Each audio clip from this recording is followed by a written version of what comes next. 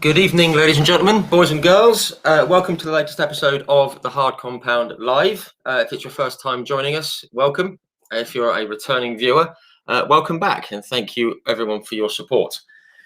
For those of you who don't know, my name's Rich and I run the Hard Compound. We're a one-stop shop for all things motorsport. News, articles, live interviews, as you've probably gathered. We do competitions and we provide social media backing for some of the best young drivers and riders out there. We are live on Facebook, we're live on Twitter and on our YouTube channel. We're also on Instagram as well. This isn't going out live on Instagram though. We've spoken to quite a few people on these live interviews. If you like your motor racing to have a roof, we've spoken with the likes of Alex Neville, Ryan Falconbridge and Bradley Gravitt from the Mini Challenge. On the British Touring Car Championship, we have spoken with the likes of Matt Neal, Steve Soper, John Cleland, Rob Gravitt. Current drivers, we've spoken with Rick Parfitt and Jake Hill and Jade Edwards.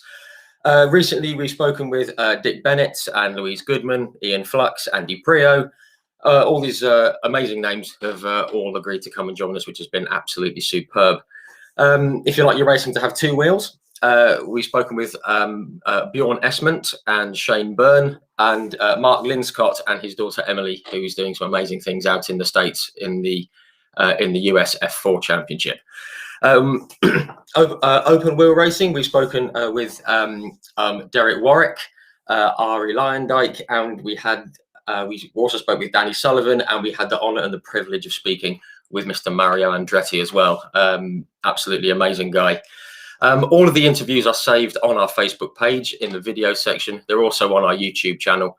So if you just search Facebook, Twitter and YouTube for the Hard Compound, and you will find us.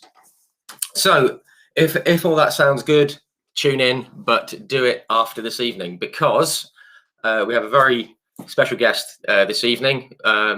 He's part of one of the biggest families in motorsport and one of the biggest names in the motorsport and automotive world.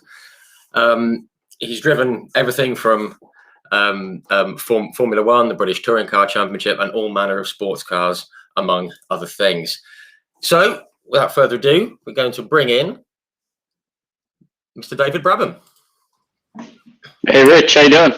I'm very well, David. How are you? Yeah, good, thank you. Yeah, thanks for having me on the Hard Compound. No, it's absolutely brilliant to have you on. You know, as I said, we've had a few guests on, but the Brabham name is certainly right up there with, well, certainly up there with Mario Andretti in my book. So it's absolutely fantastic to have you on. So yeah, thank you so much for coming on and joining us. Yeah, no, thank you. I mean, I was just listening to the list of drivers that you've had. Well done. I mean, that's an impressive list of young up and coming and legend drivers too. I mean, I didn't realize you'd spoken to Danny, someone I know in the States, obviously Mario. Yeah, amazing. Well done. No, well, thank you. I must admit, I'm still amazed. People keep saying yes, but I'm certainly not going to knock it because I've been very fortunate to speak with a lot of my heroes and a lot of the people I really enjoyed watching growing up, including your good self. So it's great to have you on as well. And I must admit, it's a bit odd because you're just over my shoulder here, the signed photo. So that looks like an old Brabham F1 picture or something, does it? it is, yeah. I believe it's at Eau Rouge. Yeah, I believe it's Eau Rouge. So first time I've had someone in front of me and looking over my shoulder. That's great. So basically, what we like to do, fairly informal, just like to have a run through of your career and get your thoughts on some of the cars and some of the people, some of the events that have happened. And if you want to throw in any tales of anyone that we mentioned that they might not want to be told, then that would be handy as well, if you like. So we can embarrass some people while we're at it. Fire away, mate. Fantastic.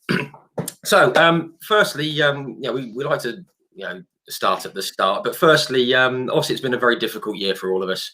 Year and a bit with with the pandemic and not being able to get to racetracks and everything coming to a halt, being stuck at home. How's it been for you, both on on a personal note and obviously with the Brabham automotive side? How has it affected you guys?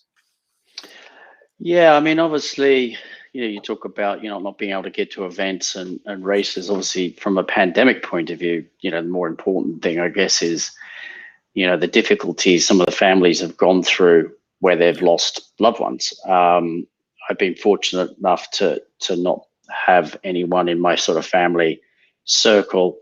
Some have had it, but not anything desperate, which is good. But I mean, if you're talking about a global event that has absolutely shaken the place to the core, in a sense, drop a virus in the world and boom, there you go. So we're all learning to live with it and adapt. I think as human beings, that's one thing we are really good at is adaptation, for sure. Yeah. And everyone's having to do that in many sort of shapes and forms. From a Brabham automotive point of view, when the first pandemic hit, I was actually in Adelaide just before the lockdown here in the UK. So I came through. I was in I went to Melbourne, and then I went to Melbourne. Then I went to Perth. No, sorry, Adelaide at Brabham Automotive. Then I went to Perth, and then I flew back via Hong Kong, just as it was all starting to happen in China. And I've never been to Hong Kong airport where it was so quiet. It was really eerie. Got home. That's quite a lively spot, isn't it? Yeah, exactly. Yeah, a lot of people. Major hub. A lot of people. Yeah, major hub. And I got back with my wife, and it was not long after that we were all kind of in massive lockdown. So it was. I feel like I got through okay, just if you know what I mean. I got home in time. Yeah, sure. Yeah, but I mean, as your question was, from a Brabham automotive point of view, obviously a lot of the factories shut down over here. Some of the parts just weren't arriving as they should have done. Every manufacturer was affected. One of the key components for any car are brakes. So our brakes come out of Italy, and that took a while to sort of sort out and get through all the backlog when obviously things started to open up again. Sure. But from a let's say a production line point of view, we're steaming along. Deliveries are happening. So it slowed things down. We couldn't do events, so we tried to focus on other areas of the business, like everybody else has had to. Sure. No, sure, and as you say, that's part of the adaptability, isn't it? You know, you know, when you stop from doing one thing, you can hopefully become better at something else. You know, and maybe by the end of it, we'll all be you know, in a slightly better position than we were when we went in. Obviously, those of us who have managed to come through the other end, but obviously, not everyone's been so lucky. But Yeah, I agree. I think for those of us that perhaps haven't been so affected and called the lucky ones, I guess, we've been able to pull back and actually take a little bit of time through the lockdown to kind of reassess sort of life, and from a business point of view. So I think there'll be some good out of this, like there is in any situation. sure. We won't probably know what that truly is till years come down the road, but yeah, it's an interesting time in the world of humanity, that's for sure. Yeah, definitely. And while we're at it, just want to say a huge shout out to anyone who is watching, who's a frontline worker, key worker, NHS, anything like that. You guys have done an amazing job. So Absolutely. yeah, huge thanks from all of us for that. Yep. It looks like we're getting towards the end, and it's mainly down to those guys. So amazing. Okay, well, just before we launch into how it all began and everything, guys, if you're tuning in, do pop some questions in the comments. We'll try and pick them up as and when we can. Seeing we've got a few coming in. Chris McMahon, Andrew Edwards, Ian Maverick, Robert Jennings, Guy Bailey, John Kane. Hi guys, thank you for tuning in.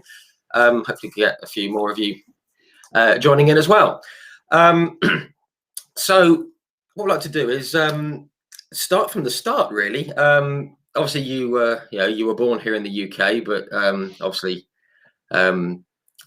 fairly obvious Australian background, obviously with your father and everything. Is it true that you weren't initially into motorsport when you were young? You weren't sort of particularly bothered with it, despite obviously your father having a huge standing in the sport. Was that correct? Yeah, it is. Not that I wasn't that interested in it. There was always a bit of interest in there, and obviously lots of discussions around me. But you've got to remember, I was 5 when my dad retired. Yeah. Went back to we all went to Australia, and I did all my schooling through there. My sort of passion really was soccer, football, and skateboarding. That was Okay. kind of my world. And the house that my parents had was full of trophies and amazing trophies. But of course, at the time when I was that young, they were just objects. I didn't know really what they all meant. And, as people would be in the house and looking at them, and as you would, because they're amazing trophies. But they were like objects. I just walked past like as if it was every day, and went outside and did my thing. So I left Sydney to go to an agricultural boarding school just north of the Victorian border, a place called Walla Walla. Yeah. And we had a farm in a place called Wagga Wagga, or near Wagga Wagga. Good old Australian names. And we had a 4,500 acre farm. And of course, I showed no interest in it. The rest of the family was racing, and I was being groomed, I guess, to be the farmer and take over a 4,500 acre farm in the future. So I learned all about sheep and wool and all that sort of thing. And I left school at 16 to work on the farm and go to a wool classing college in Wagga Wagga. Right. And then an opportunity came for me to go to America to watch my brother Jeff race in Indy cars in 1982. Right, yeah. So even though I'd been to some races in the past, I remember my brother winning a Formula 2 race or something at Oran Park in Australia, and all I can remember really is with a mate of mine jumping in a cardboard box and sliding down a hill and having my own fun. You know what I mean? and it was a bit like after the race. Oh, how'd you get on? Yeah, I won. Okay, good, well done. It was that. So you weren't really watching. You were just. No, I wasn't really interested. I was interested in, me kind of having in some way the adrenaline rush that I was getting from those activities. And when I think back, I loved driving. Like on the farm, I started very young, and I was always flat out and sideways. I was always testing myself in any vehicle, tractors, utes, normal cars, motorbikes, you name it. It was how I kept alive. I have no idea, but I did. And then when I was in the States, I went down through sort of with different IndyCar races, holding my brother's helmet and listening to the engineering meetings. And I really started to get engaged with it and was really interested in what was going on. We went to a workshop. My brother was going to do a few one-off races for Rick Gallis in the Frisbees with Al Unser Jr. because he was drafted in as the previous champion to help in Can-Am to help Al Jr. win the championship. Right. And so I went into Rick Gallis's workshop with Jeff. He's doing the seat fitting. I'm wandering around the workshop. First ever workshop I'd ever seen, as from a race workshop. And then there was a go-kart in the corner. So I walked over and had a look at it, and the mechanic was working on it. And I asked a question that probably most people go, what? And I said, do people race go-karts? Right. I had no idea. Absolutely no idea that people race go-karts. I guess if you hadn't been into it from a young age, as so many are, you wouldn't automatically assume that they do, would you? So no. And then the bloke turns around and goes, are you adopted? It's like, because my brother's over there. You obviously know the family, and I wander over and go, oh, do people race go-karts? So yeah, that was a bit of an eye opener, but it was the spark. The trip to America actually was the thing that turned my life in a way, because I came back to Australia and I sat down with my dad, who was always traveling. So he was there at the time. And I said, I'd like to go in a go-kart. And of course, his face went white. He just didn't want me to follow the family tradition of going racing. He couldn't see me there. I showed no interest. So he was like, great, Dad, David can take over the farm, whatever. And he wasn't particularly happy about it, I guess. And wow. So I thought, well, hey, I'll go and get a go-kart with my mate next door who I went to school with. We bought a second-hand go-kart and off we went. We went racing. That was it. That's where it started. That's where it started. Yeah. I just find it amazing that obviously, we'll sort of come back to your father. We'll come on to him shortly. Obviously, he was, world champion and all that kind of thing in his own car, first man to do it, all that kind of thing. It seems it's that sort of juxtaposition between the racing driver and the dad, isn't it? You don't want, I've got 2 kids myself, and if any of those two ever want to get anywhere near especially a motorbike, I'm just like, nope, it's not. You just really don't want them to do it because you don't want any harm to come to them, of course. But yeah, it's the thing of being a father, but also being a racer, isn't it? Finding out which way you lean.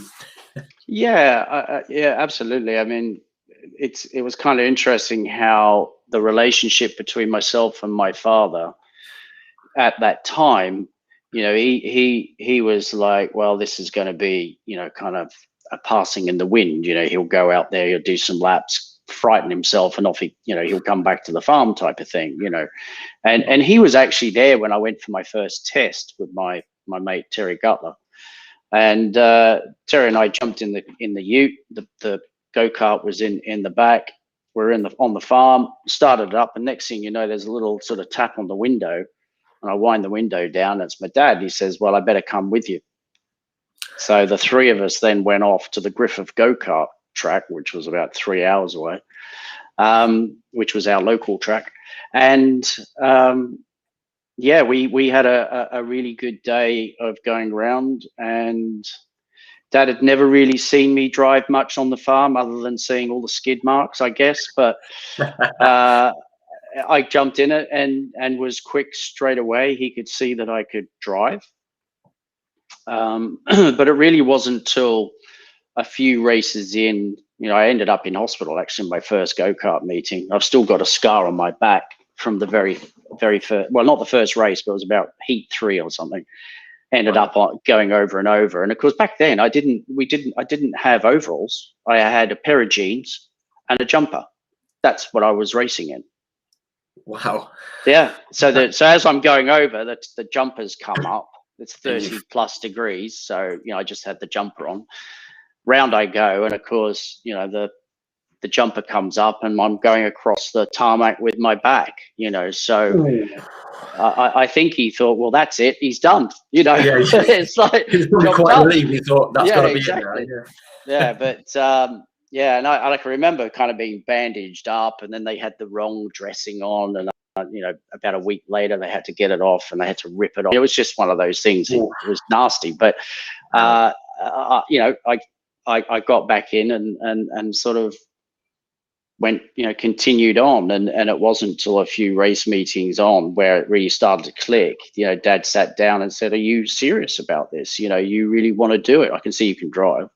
And I said, "Yeah." So we kept going with our secondhand go-kart, which was fine. It was a good place to learn. And I was quick, and then we got a brand new go-kart, new engine, and sort of kind of went to the next level.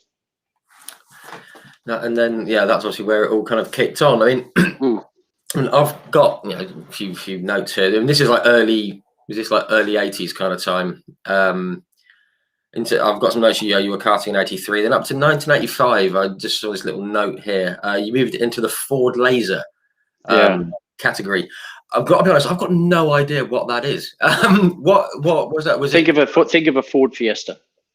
Okay, fair enough. Right, that kind of similar body shape and engine, and it. I was going to do another year of go-karting, and an opportunity came up because my dad was very close to Goodyear. He was a kind of Goodyear ambassador, and it was called the Goodyear Laser Series. Right.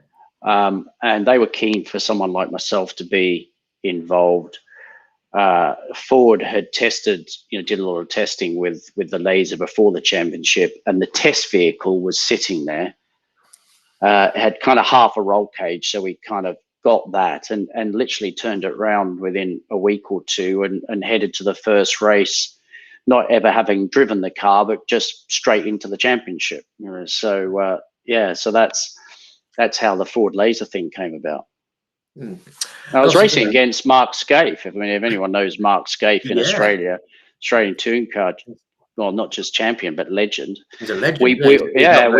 He's up there with like Peter Brock and Larry Perkins. Yeah, absolutely. Yeah, he and I, that's where we cut our teeth after karting together. Oh, wow, I bet he was. I bet he was quite lively back then. Was he pretty quick? Oh yeah. No, he was fast, and he's a strong character, and we got on really well. A lot of respect with one another, and we've remained sort of friends, mates ever since. And it's always great to catch up with him when I go to Melbourne. We catch up for a coffee and have a chat and stuff.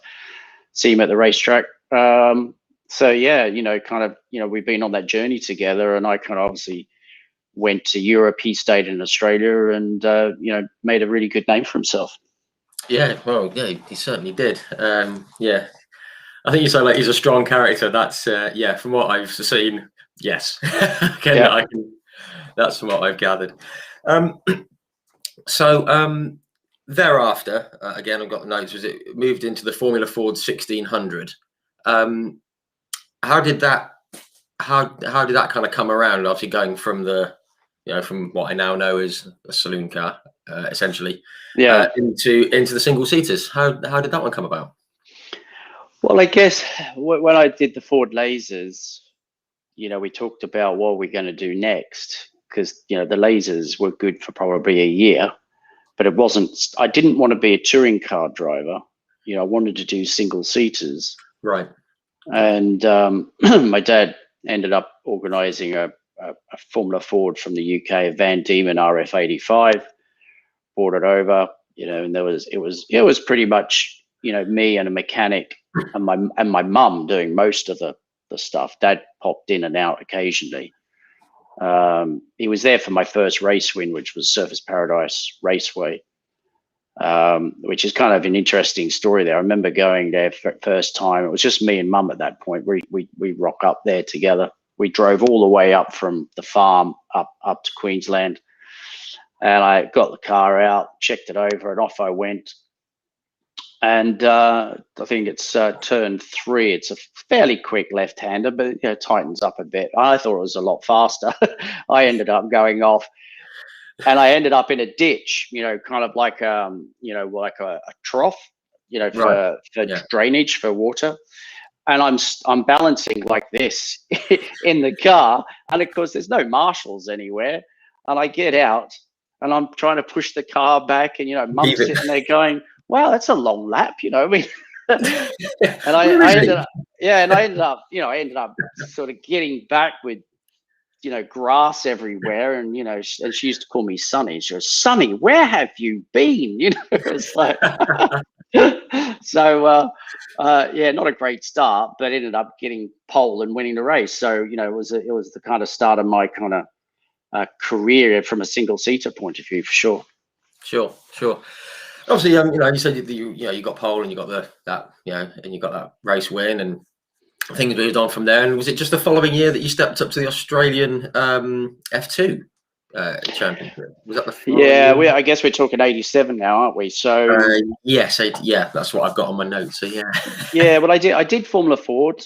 I forget where I finished, 4th or 6th in the championship. Had a couple of accidents, normal stuff, learning the trade. And I was due to go to New Zealand for the Tasman series in Formula Ford. And there was a guy called Graham Watson who ran a team called Team Australia.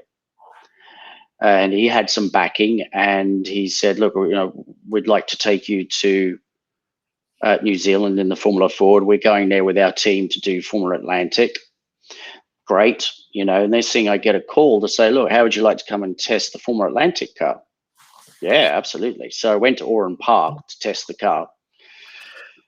I did, I don't know, handful of laps, came in, and they said, "Just so you know, you would have been 3rd on the grid at the last race." So they said, "Forget Formula Ford, you're coming with us in the Formula Atlantic car." Wow. And your teammate's going to be Mike Thackwell. Well, he went on to be okay. Yeah. So at that time, he was European F2 champion, and he'd done Formula 3000, first year of Formula 3000. I mean, he was Honda rated him as one of the quickest they'd ever worked with. He was like Honda's love child, really, before Senna. Right.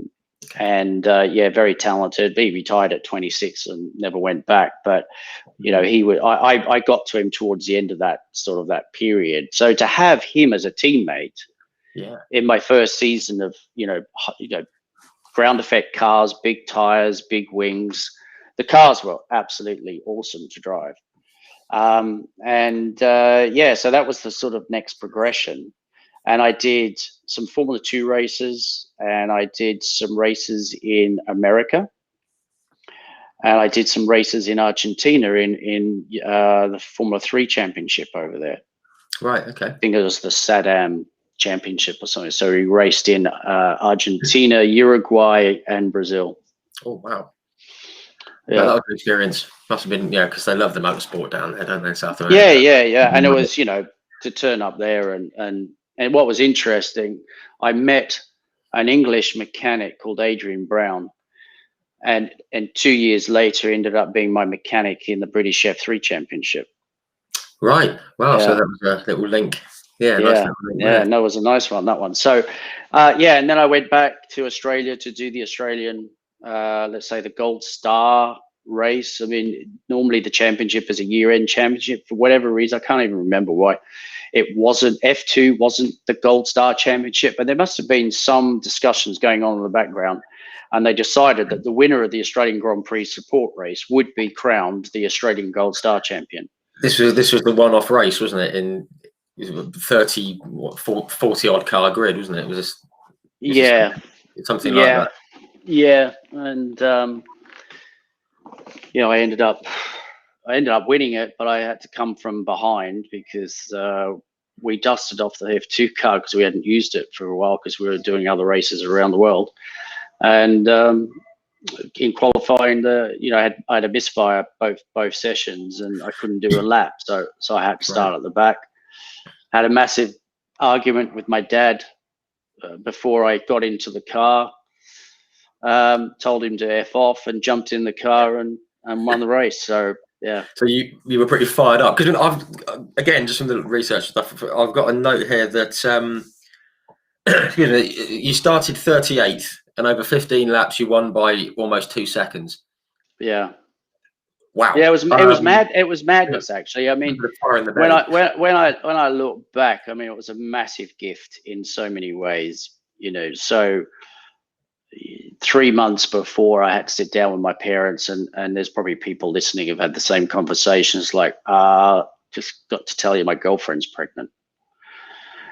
And for my father, who kind of saw me as this leading light by then, as the one Brabham that could make it into Formula One, he just saw my whole career come to a grinding halt.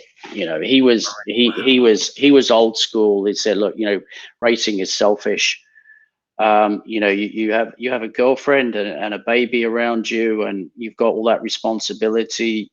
He could see me going kind of away from where he thought I could reach. Sure.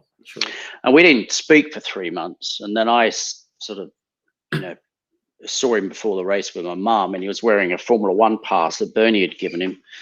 And I said, oh, you better get me one of those for when I'm in Formula One. And he just said, well, the days of you ever getting to Formula One are finished. And he was deadpan, dead serious. And that's when I told him to F off. So I walked off. Wow. Absolutely fuming. Yeah, and I got in the car, and I grabbed the mechanic, and I said, you go down there and tell those people in front of me that you better get out of my way, because I'm coming through. And I just had a completely different mindset to how I would sort of normally approach it.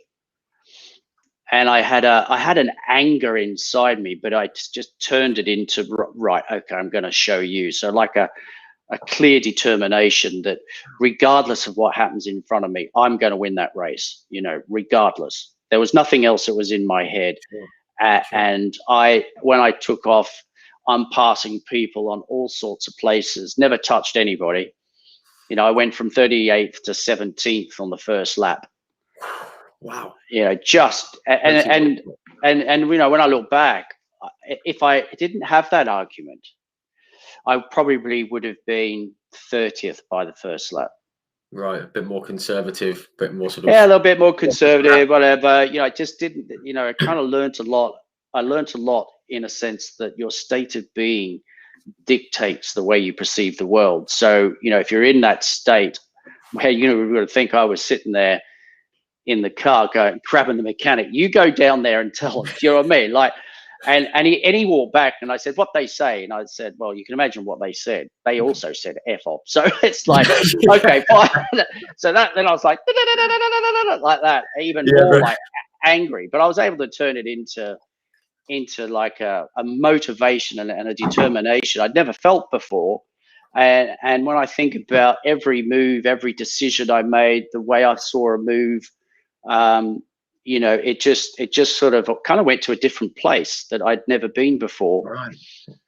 And it's something I kind of carried on, for the rest of my career. And I kind of looked back and thought, you know what, that was a gift for me. It was a bit of an awkward situation to generate that.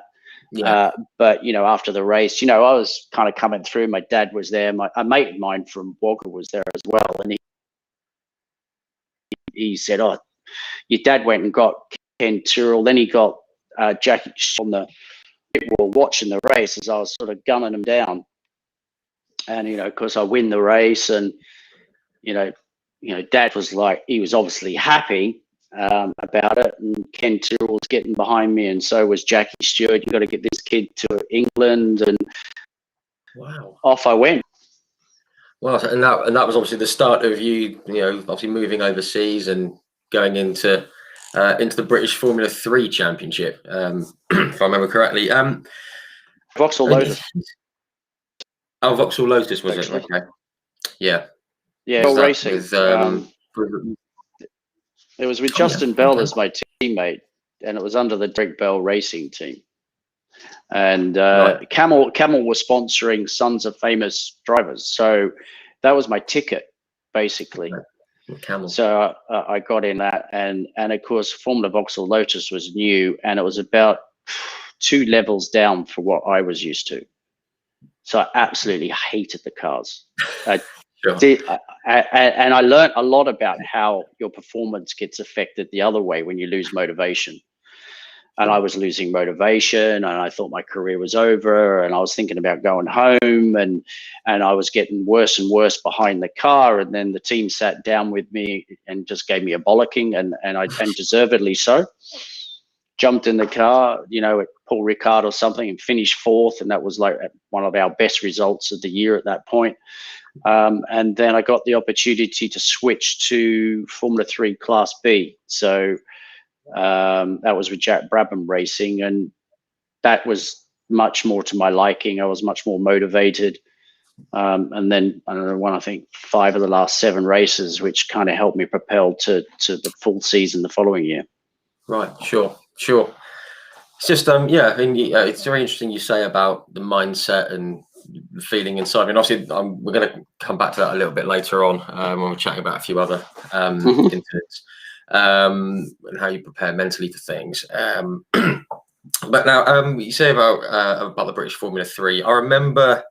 I think this is when I first came across you. I'm going to bring an age thing in here. I apologise. Around 88, 89, I was 7 or 8 years old. And I remember watching the British. Thanks Formula for that. Yeah, sorry. There you go. I remember watching the British Formula 3 Championship with Murray Walker commentating, and I remember the was it the route, the Jewson route, and obviously your name came up, and I remember turning to my dad and saying, "Oh, is that like Brabham F1? Is that a link?" Because obviously I had no idea. And he goes, "Yes, it's Jack Brabham's son and all that kind of thing." So obviously I immediately sort of switched on to what you were doing. Plus, it was quite a recognisable car and your helmet design and everything. And I just remember, I think it was a race at Snetterton, and you overtook someone. It might have been someone like Martin Donnelly or someone like that. And it was the first time that I'd ever heard Murray Walker do that, really hit the limiter, because you went around the outside or something. There was That's right, yeah, at the end of the back straight. And he just went mad. Well, the problem is I actually had pole by a country mile. And it was an interesting story because you talk about mindset. We were going, we'd done the Silverstone race where McNish beat me. We were for 1-2, and at the first 3 or 4 rounds, I was like killing it. I had a big lead in the championship, and then I kind of felt like we sat on our laurels a little bit, and McNish got better and better, and he was starting to win, and we got to the Silverstone round and finished that, and all of a sudden we're very close. I think we may even be 1 point or the same, and my team decided to protest West Surrey Racing. So West Surrey Racing did a counter protest. I lost 24 points. McNish lost, I think, 18 or whatever. So I dropped from 1st to 6th in the championship. Wow. They appealed. We didn't. Don't know why. So as the championship went on, I was like 6th, and McNish was leading. And then we got to Snetterton, and my engineer at the time, Bruce Carey, was so fed up with the politics, because he just wasn't a politics guy. He was an Aussie. And I came in after the first run, and I told him what the car was doing, and he just kind of was staring off. And I go, "Mate, you're there, hello." And he just looked at me. He says, "I don't really care anymore." And I was like, "You're kidding me. My championship, I've got to get my championship back up and running." Yeah. And he just kind of lost his mojo. You know what I mean? And I thought, okay, right, I'm not having that. And then I thought, right. So I went out and I did, and I've been going round, and I'm telling the mechanics what I want. I want this, I want that, I want this. Forget about Bruce. This is what I want. I ended up on pole by, I don't know what it was like 6/10 round Snet, which was a massive amount. Yeah. Absolutely caned it. And then of course, quick circuit back then, wasn't it? It was before they did the infield bit that they that's used right. now. Yeah. It's the old fast Russell, and in the last corner. And it was fun. It was a good track, and they had to move the grid because I had too big a gap. I can't remember the regs, but instead of having normal 1, 2, 3, they had to split them.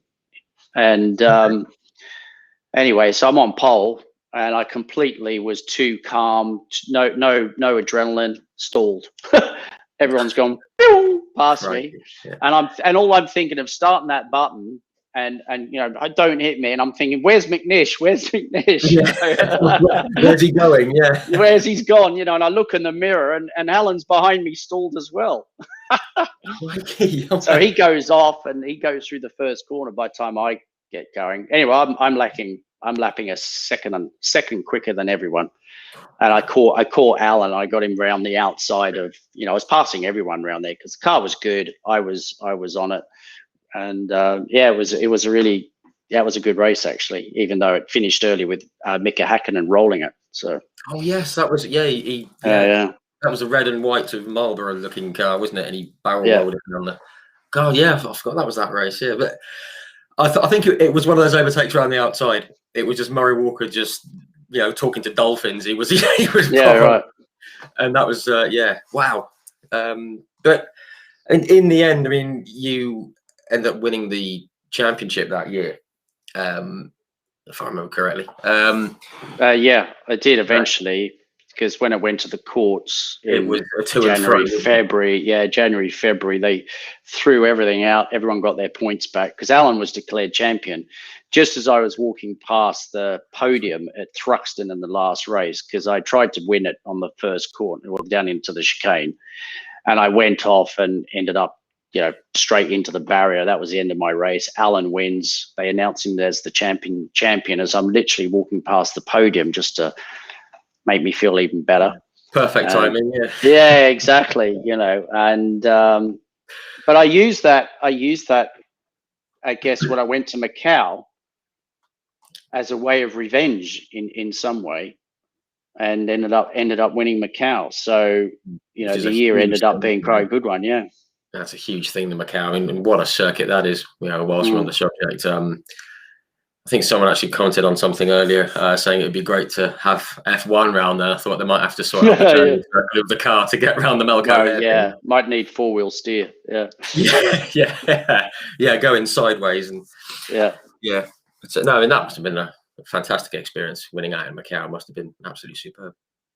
Yeah, I mean, it was, I kind of was pretty motivated to do as well as possible, and it was my first time racing against Michael Schumacher, because he won the first heat, I was second, and then I won the second heat. He had gearbox trouble as well. There was a lot of accidents, and I wouldn't say it fell my way, but it kind of helped by going down into the first corner at the Mirabeau, and everyone was on the right. I was about fourth going down in line, and I just got a sixth sense something was going to happen. Yeah. So I peel over to the left to take the right, and there's a picture of me, and I'm the only one on that side. Everybody else is on the other. You're way over, aren't you? Yeah, way over. And then there's a massive accident, and we all stop. But a lot of cars got quite damaged, and mine got wedged between two cars where I was protected. And I just ended up at the right place at the right time. But I wouldn't have been there if I hadn't have trusted my instincts. Yeah. And that kind of sixth sense to go, this doesn't feel right, so I'm gonna adapt, and it kind of, I think that actually helped me win, Yeah, it certainly, and you certainly were able to take advantage of it at least, which is amazing. It's amazing that, again, it's that feel, that mindset, that kind of thing of something might happen here and trying to gain that advantage. So obviously after F3, after it's all gone to and fro and through the courts and all the bits and pieces, you declared champion, and it was thereafter you got into F1, I believe, this car. That was obviously, and it was like David Brabham going to Brabham. I think a lot of people, from like reading back at the time, thought, oh well, there's, it's pretty obvious why he's got that seat, which I think a lot of people jumped to that conclusion, but that wasn't the case, was it? It was, because as you can, well, I don't think we can see. I mean, there's very little sponsorship on the car. And did you have to bring your own sponsorship and your own backing just to get into that seat? No. After I'd come back from Macau, I did a test with Eddie Jordan in an F3000 car, and sort of half lost it, went up onto a curb after my first run. It was sort of half wet, half dry. I'm on slicks. Things snapped on me. I've kind of slid like this.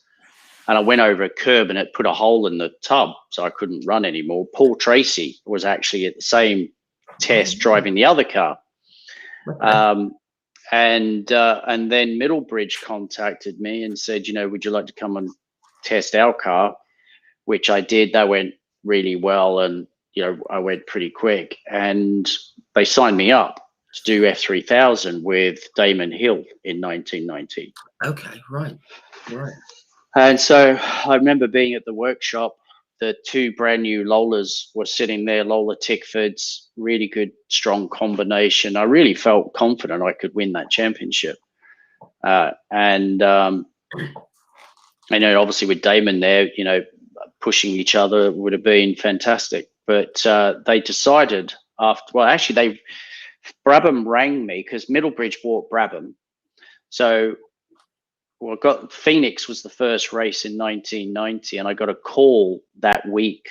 I think it was like the Monday of that race, and they called me and they said, "How would you like to come and do Phoenix in the Brabham, in the Formula One car?" Okay. And I declined it. Right. Yeah. So I kind of felt, what? I knew I wasn't fit enough, and I hadn't driven the car. I didn't think I was going to make the most of it. So I said, thanks, but no. Right. Wow. And then quite a tough call, because obviously F1's the pinnacle, isn't it? And even if you don't feel ready, were you tempted to just go, oh yeah? Or was it just a case? Yeah, no, it's just, I just kind of, again, it's kind of like, doesn't feel right. So no, not doing that. Right, and sure. Then, Gregor Fortek did the first 2 rounds, and then they canned the F3000 team just before that test. That when the cars went on the ground ready for a test the next day, I got called into the office and they said, we're pulling the plug on Formula 3000. Wow. And I'm like, oh Christ, I've got to go find another drive. No, it came out of nowhere. There was no. Yeah, just like boom, just came out of nowhere. Wow. And then they said, we'd like you to be in Formula One. We'd like you to drive for Brabham in Formula One.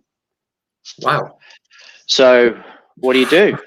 Do Formula One or look for another drive? You know what I mean? So it's not too bad a decision to have, and I suppose on the face of it, you think, oh, that's a no-brainer. But obviously, because you said you didn't feel ready for it at the time, and you must have thought, well, was it a case of, well, I have to do it, otherwise I don't do anything, or? Well, I saw it. Well, okay. It was a bit like, we'd done some more testing with some of the old cars in F3000. I was, quite comfortable in the bigger car, and I just thought, well, here's my opportunity. It kind of felt right. That's what I needed to do.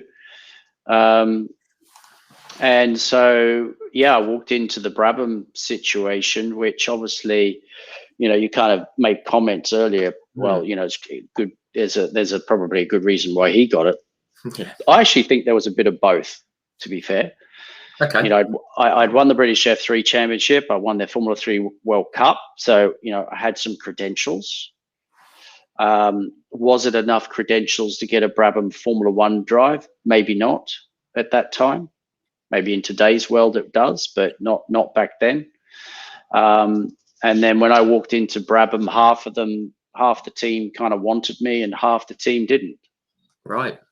Wow. Because they were used to more experienced drivers, and I wasn't experienced in that sense. Sure.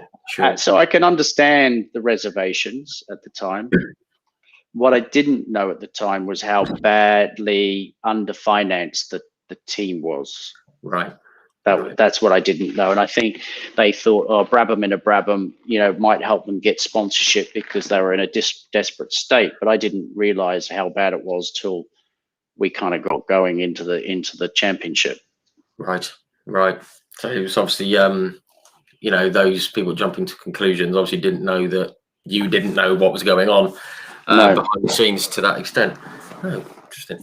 I mean, it was a great. I mean, don't get me wrong. It was not everyone gets to be a Formula One driver, and not everyone gets to drive for Brabham. So it's I didn't qualify for the first race at Imola. I got my car as a brand new BT59, although half of it was old and half of it was new because the transverse gearbox was new. Right. Wasn't ready, so they had to cut and shut and kind of try and get a car there with the new crash structure rules and things like that. So it was a bit of a mismatch, and the car kept stopping every practice. First lap out, a bit like Adelaide actually. And there was 30 cars going for 26 spaces. Yeah. And I missed out by 3/10, I think. Wow. Yeah. So, and then my next race was at Monaco. Yeah. And I managed to qualify 25th. So, my first Formula One Grand Prix in a Brabham at Monaco, where my dad won in 1959. Yes. I can't deny it was a very extremely special moment. I'm sure, because obviously 59 was his first title, wasn't it? It was there was all the links everywhere. That must, and as you say, that must have been that. That was his first Grand Prix win too. So. Wow, first Grand Prix win at Monaco. Wow, and wow, that's quite a place to start. Just while we're on the subject of the Brabham F1 team, you mentioned they used to the team were used to more experienced drivers. If we can just have a quick discussion, just a few words about your father and the F1 team, and just looking back over some of the names who have driven for Brabham. You've got like Dan Gurney, Denny Hulme, Jochen Rindt, Jackie Hicks, Graham Hill, Carlos Reutemann, John Watson, Niki Lauda, Nelson Piquet, Riccardo Patrese, Derek Warwick, Martin Brundle, Mark Blundell, Damon Hill. I mean, there's some very, very, very good drivers in that list, and there's obviously some that I've not mentioned. Obviously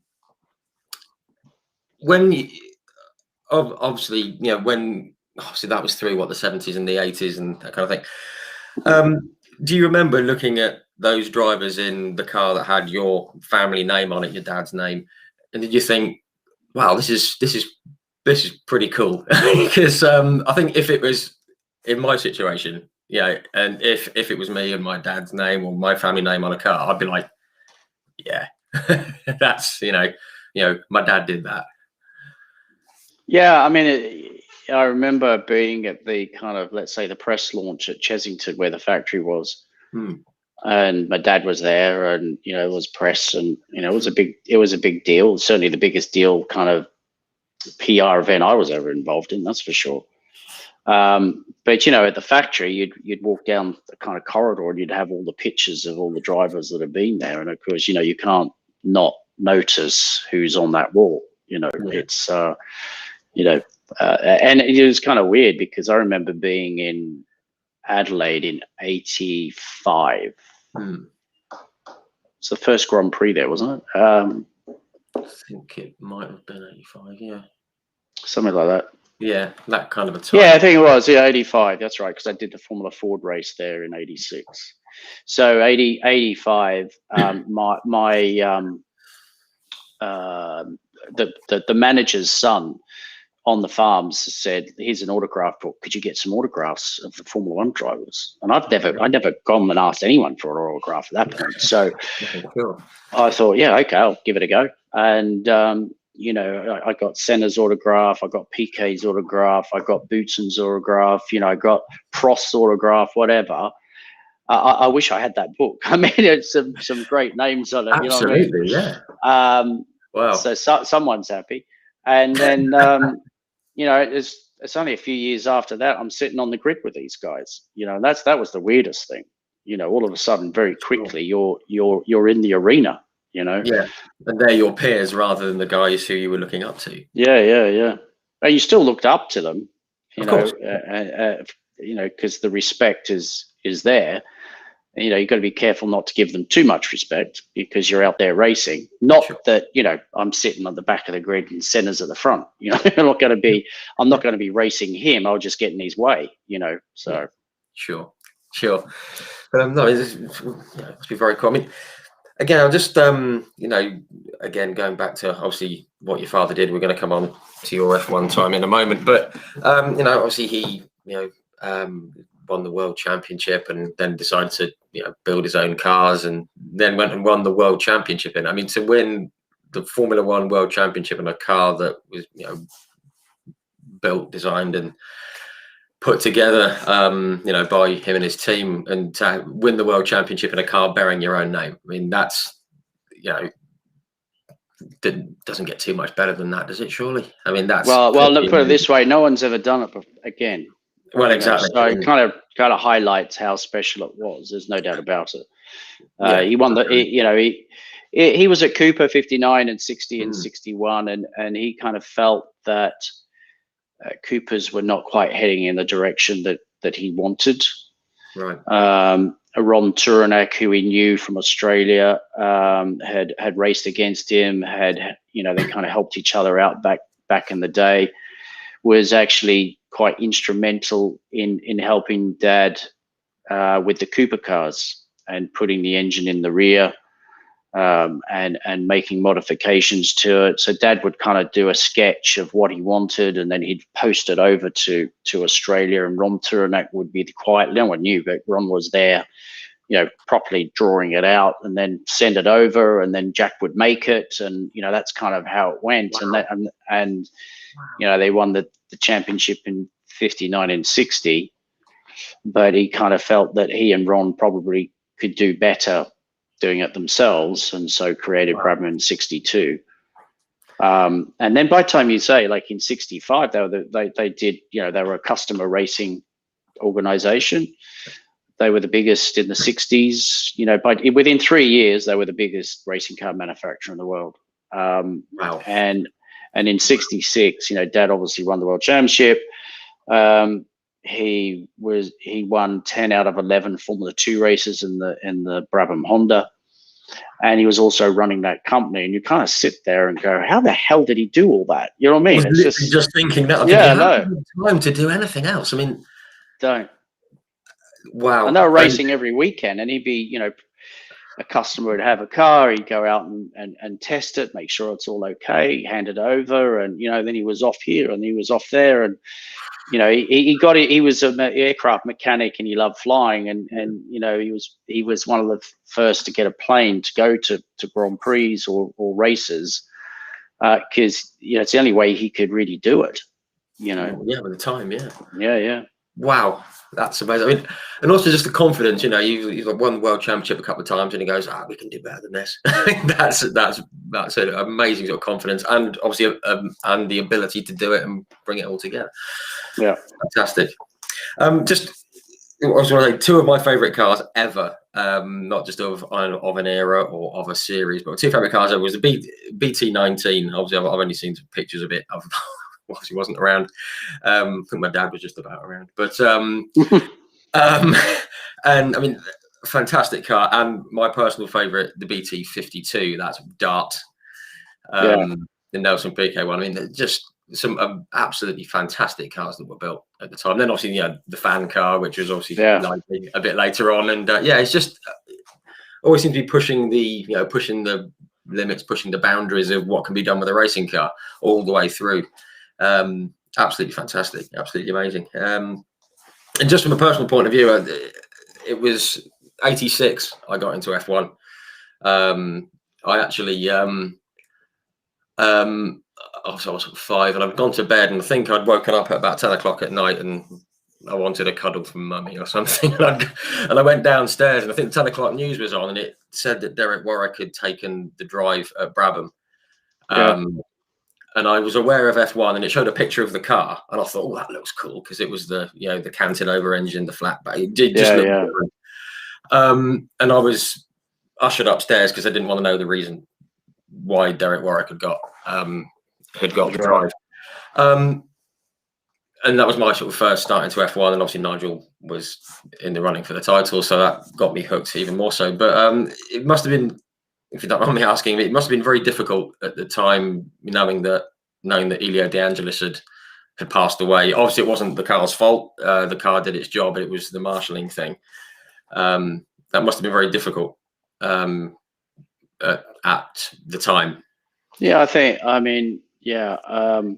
having kind of been in a situation like that later on, but I did at that time. I didn't know Elio. He was just a name. He was just a racing driver, and having sort of lived that side of it, how everybody's affected from the family, the team.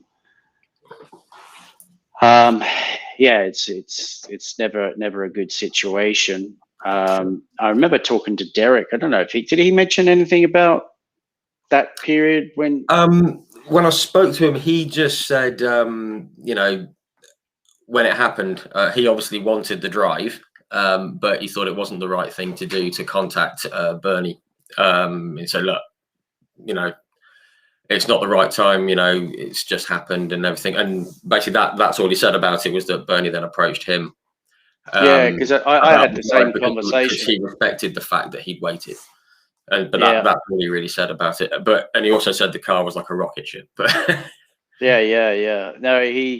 I had a conversation with him, and he said, as soon as Elio passed away, Bernie's phone was ringing off, with drivers wanting to take the drive, which is a kind of sad thing to think that's what happens. But that's the first place their mind went to. Hey, there's a vacant seat. I want the seat. And I think that probably helped Derek in some way, though he had obviously a lot of experience and he needed someone with experience at the time. I would not be surprised if Bernie kind of took that as a nod, Yeah, sure. So just moving on, and obviously the first season, you said you made your debut, your Grand Prix debut at Monaco, which was fantastic. Obviously the race recently at Monaco's got a bit of stick. They're saying, the circuit's a bit rubbish and the cars are too big and it's a bit of a procession. I still love Monaco. I always have done. What are your thoughts on it these days? Because it used to have that magic, and it seems to have lost it now. I think it's all a perception thing. I think today, these things here, we're constantly bombarded and stimulated to have more and more information and to be stimulated, and if something doesn't happen quickly, we all get annoyed, and so when I was doing Formula One, we never had any of that, so sure. watching the Formula One cars go around Monaco, there was an awe about it. They weren't too bothered whether or not someone was 20, 30, 40, 50 seconds up the road. Even like when I think about my dad's day when he won the British Grand Prix, he lapped everyone. He lapped up until third place. You know what I mean? So, and everyone was in awe, and they never said, "Oh, that was boring." So today's world is very, very different, and that's why everyone's still, Formula One's trying to find ways to make it entertaining, to keep people engaged. Much, much harder these days, but it's not necessarily the fault of the circuit or the car. It's the way life's going, the way we're kind of perceiving our world, and the way we feel we need entertainment. And how quickly we want it. I think that's what we're playing against. Sure. I mean, I'm quite sort of old school, I suppose, in my thinking. I think F1 is the ultimate in car design and in like precision driving and getting it right, and Monaco is the ultimate test of that, and that's why I love it. But obviously, as you say, people just, they want, 4 cars chopping and changing 5 times a lap, and which, as you know, is never going to happen in Monaco. It's just never going. It's never going to happen. Doesn't matter what they do there. Yeah, it ain't going to happen. But people are very quick to jump on and say, how boring. Yeah, and it might be boring to them, but you have to, I think, ask deeper questions. Why are you bored? What is it that you need stimulating now, and what's the cause of that? That makes you look at life in that way. And it's not a judgment. It's just the way life's gone. Yeah, because of the instant gratification we get with social media and all that kind of thing. Yeah, exactly. Yeah. I still love Monaco. I know as well. No one's going to shift me from that. So obviously, there was some reliability issues with the Judd engine and that kind of thing. But there was some qualifying issues and retirements and whatnot. But you got to race in the last race of the season in Australia, which must have been nice. Nice F1 on home turf. Yeah, it was. Yeah, I mean, I think it was a difficult year because, halfway through the year, I didn't even know I was going to make the next race. I go up to the factory, thinking that the trucks have gone, but the guys are still there, and the tub is still there, and there's no engine. What's happening? Well, we're waiting for someone to pay for the engine before Judd would release it, and it was like that every race. They were desperately trying to find money and blah blah blah, and you can't go Formula One racing. You can't go racing in general like that. Never mind. No. Formula One. So by the time I got to Adelaide, it was great to have a home race. Australia were really supportive, and I remember a big sign. I've got a picture of it somewhere. I think it said something like kangaroos, meat pies, and football, and David Brabham. I looked at that, and I just cracked up, and I had to find them. So I went and found them had a chat with them, and that was cool. But I mean, the race didn't last very long. I think from memory, the tires at the time dropped off immediately in the race, and I lost the rear, and then of course I tried to sort of get out of the situation, then it stalled, and that was it. I was done. So that was a disappointing kind of end to the season, but to race in your home Grand Prix and have that kind of support, you'll never forget it. No, absolutely, I'm sure. Yeah, I'm sure. I mean, also I'm never going to get close to that, but no, fantastic.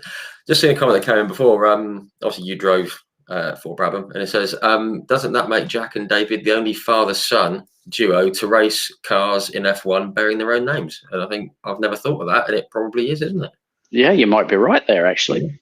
Not even I thought of that one. Which is a very cool. Yeah. That's a nice little thing to have. Just the one that's literally just popped up. How was Stefano Modena as a teammate in 1990? Because he was very highly rated before, and never seemed to happen for him, did it? Yeah, I mean, he was a good driver, and he was the kind of one of the hot shoes coming through at that time. He'd been at Brabham the year before, so he kind of knew the deal. He was more experienced than I was, so he was a great person to learn off. And it wasn't until kind of actually, because it's a small world, so you end up working with some mechanics later on, down the road in another formula or another race series or whatever. And they kind of said, look, you remember we had no budget. It's like, well, whenever stuff wore out on Stefano's car, you got it. So right. So it's like, and I was a little bit oblivious to all of that at the time, but it made sense, because he was the experienced guy. They needed to get as many points as possible, so the focus was on him. And that I don't look back and think, well, that sucked, but it was more of a, I was young and come out of F3, and normally people were coming from F3000, not F3 at the time, and he was the main focus, number one driver, and I learned a lot off him. And every time I see him, we have a good old laugh, about the old times and whatever. But he was a quick guy, complicated, Very Complicated guy. superstitious, A little isn't bit like Mike Thackwell, I think. You know, he was a bit overcomplicated, and I think he so was Stefano in a similar ilk. You know what I mean? But very talented. Yeah. Yeah, and he's very superstitious, wasn't he? He had one glove inside out, and no one could. He touch was him. extremely. Yeah. He was. Yeah. I remember going to a touring car race. He was driving for Alpha, I think. I went up to the grid and I said hello to him. And as I said goodbye, I shut the door, and the door flung straight open. And the mechanic said, "Oh, you can never shut the door on him like that." I said, "Yeah, I know," and I walked off. So yeah, he was very superstitious in that sense. Yeah, no, brilliant. Post 1991, obviously you left F1, went into sports cars, Tom Walkinshaw, Jaguar. Was that something that you wanted to do at the time? Did you have an eye on it, or was it just something that came up? And because obviously you went on to win at Spa that year as well. Well, yeah. 91, I actually went and did Formula 3000. It was the only opportunity. I never had any money to put into a team to go racing. That was just never my deal. So I had to find what I could, and Team Roney were running Rolt. So I had a relationship with Ron, obviously, from a family point of view, but also I'd won the F3 championship in a Rolt. And so, you know, it was kind of like I was going to do some racing with those guys in the F3000 championship. And Fernando Plata, who was at Bowman when I was there in Class B, was one of the drivers as well. And he brought quite a lot of money that helped the team sort of fund a second car. And, you know, I got sort of going in that. And then they started up the Jaguar XJR 15 Intercontinental Championship, which was 3 races: Monaco, Silverstone, and Spa. And I was invited to drive one of their cars for TWR, and I finished second behind Derek Warwick at Monaco. And after the race, they said, "How would you like to test the XJR 14?" Now, at that time, the XJR 14 was the king. The absolute king. I mean, it was absolutely annihilating everybody in sports cars. It was so fast. It was the last car that Ross Brawn ever penned, you know, because he was involved in the program, and you had to, and it was a really good experience for me because you know, I went from Brabham, which was slightly in a disarray situation, to the World Sports Car Championship with Tom Walkinshaw, Jaguar, where, you know, Derek Warwick was my teammate, Terry Farby was my teammate, because I ended up driving 2 cars in one race. So I'd start in one and finish in the other. Yeah. But anyway, they said at Monaco, they said, "Why don't you give us a ring when you get back?" And so I went home and picked up the phone, and I spoke to them, and I said, "I'm ringing up for the test." And they said, "Well, no point you testing if you don't drive for us." I'm like, "Oh, hang on. Are you offering me a drive?" And they said, "Yeah, we're looking for a driver to replace Martin Brundle because he's got F1 commitments." Sure, yeah. Wow. And it's like, right, okay. And I said, "Well, I'm driving for Roney. Let me have a chat to them first." So I went to Team Roney. I didn't want to sort of like dump them. I wanted to have a conversation with them. So I sat down with them and I said, "Look, I've got an opportunity. What do you think?" And they said, "Well, we don't have much money, so you better go. you gotta take the opportunity." So my first race was at the Nürburgring, and I finished first and second. You know, the car was just unreal. Cool. Wow. I mean, that's not a bad. That's a heck of a place to start as well, and you know, to get the result. And wow. Oh yeah. No, I mean, it was the car. The car would have qualified in the top 10 of an F1 race. It was that quick. Wow. It was that quick. That's unbelievable. I didn't realise that. That's amazing.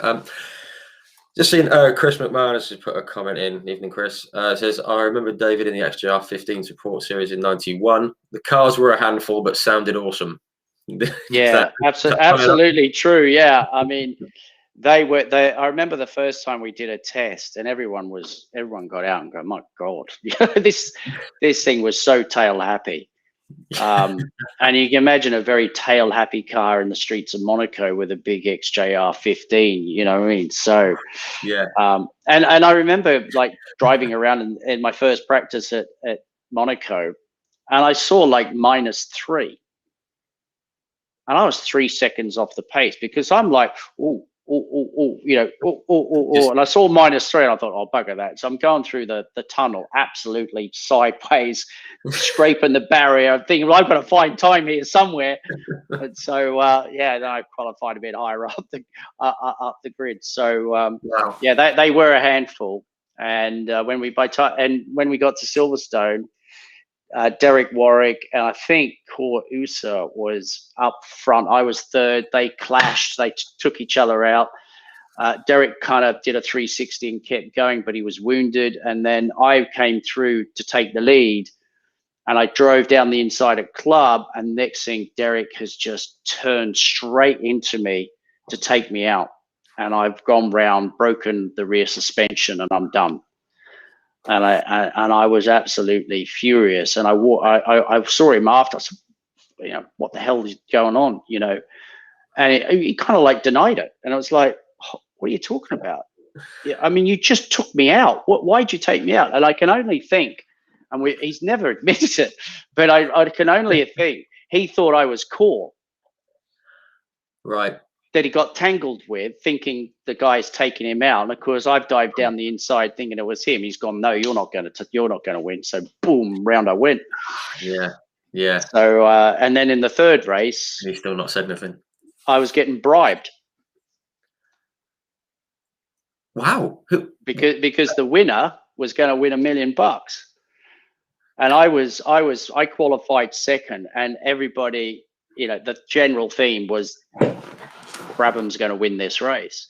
And I had 2 drivers come up and said, I'll split the money with you if you help me win. Yeah. Wow. And at that time, I was a contracted driver to Tom, and I was driving one of his cars. Wow. And I just thought, you know, I don't know, I couldn't do it, so I declined. No. And ended up losing the. What's that? I noticed you didn't say any names there either. No. But yeah, it was kind of funny. Was stuff that was going on in the background. Oh, crikey, I'll bet. Just a quick one with regards to the comments. Michael Allison, I have seen your questions. We're going to come to those. Same with Ian Maverick. We're going to come to your questions, guys. Bear with us all in good time. So you had a couple of, you had a few years in sports cars. Excuse me, 1992, first visit to Le Mans.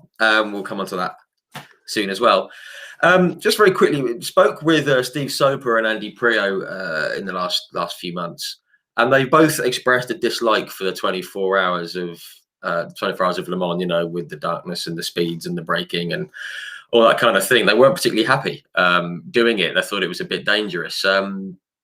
I'm guessing you don't quite share that, because you've obviously done it quite a few times and you've done quite well there. So, did you enjoy the race, or was it? I loved it. Yeah. I absolutely loved it. My dad hated it. Back then, it was a lot more dangerous, and he never liked Le Mans. He said the best Le Mans he ever did was with Sterling Moss. Sterling did the first stint. The big black clouds were coming. The engine blows up. He's in his aeroplane and he goes home. You know, and that's it. That was he said that was my best Le Mans. So he didn't like it either, but I absolutely loved it. Although I have to admit, it was a baptism of fire when I went there in '92, because I was with Toyota Works team, and I was taking over from a driver that passed away. I can't remember his first name, but Agawa, very, very highly rated Japanese driver at the time. Yes. Very high up in sort of God status with Toyota, and he had an accident in Formula 3000. Yeah, with I think Andrew Gilbert Scott from memory, but that's a name I've heard for a while. Yeah, exactly. So I was asked to do that. Obviously, I'd driven for Jaguar the year before, and Jaguar had pulled out, so I was kind of looking for a drive anyway, and that came up. And then my very first Le Mans was with them, and we had a few problems in leading up to the race, and I didn't really know the track that well, because back then as a third driver you didn't get much mileage, to be fair. And then when the race started, it was absolutely chucking it down with rain. Jeff Lees was my teammate, and Yannick Dalmas hit him in the rear going down the Mulsanne on the first lap because no one could see. It was raining that hard, and of course back then, with the downforce was quite high, so the spray was like this. Yeah, wow. He hits the wall and comes back limping home. So by the time I get in the car, it's pitch black, thick fog, and bucketing down with rain.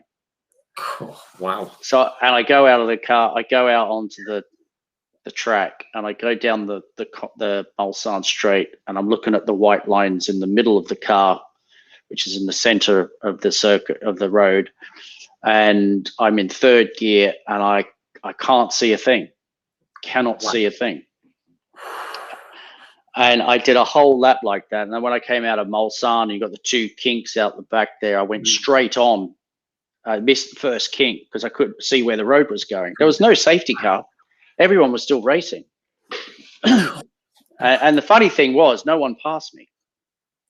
So everyone was doing the same thing, perhaps. Well, kind of, yeah. Well, and then the next lap, I thought, stop being a pussy, just get on with it. So off I went, flat out in 6, just praying no one's in front of me. Just absolutely praying. And it wasn't a comfortable, let's say, first 24 hours of Le Mans, but I loved it after that. It was great. Yeah, I suppose it felt a bit more, well, not simple, but it felt a bit better after that, I suppose, after that start. Definitely, yeah. Wow. Just a quick question I've seen, Gary Harmon. How do you rate the Panos as they had a great team behind them? That's a Panos car. Yeah, Panos. Yeah, I mean, I can always remember picking up an Autosport, opening it up, looking through the pages, and there's this little article about a thing called a Panos, this front-engined sports car that was going to be doing the World Championship. And I remember looking at it going, what? Engine in the front? My dad did change the engine from the front to the rear in 1959. I mean, what the hell's going on? And I looked at it, I thought, never see me in one of those. And I looked at the next page and the next page. And in 96, so 96, I did sports cars in Japan with McLaren. We won the championship, and then I was going to go and do another deal with GTC at the time. And McLaren were difficult to deal with on the contract. And I had Dave Price, who was running the Panos, sort of come to me and say, look, we want you to be one of our main drivers. And I said, yeah, well, I'm trying to get a McLaren deal, Yeah, but we want you, And McLaren thing was not going anywhere. And when the deal came, they said, oh, we can't pay you, by the way. And it's like, fine, don't worry about it then. So I picked up the phone to Dave Price, who gave me a contract, and I said, yeah, okay, we're in. So I ring up McLaren and I say, look, I've done a deal with somebody else, but thanks very much for the offer, but good luck. Boom. And I was on holiday at the time, so you imagine how expensive the bloody phone bill was.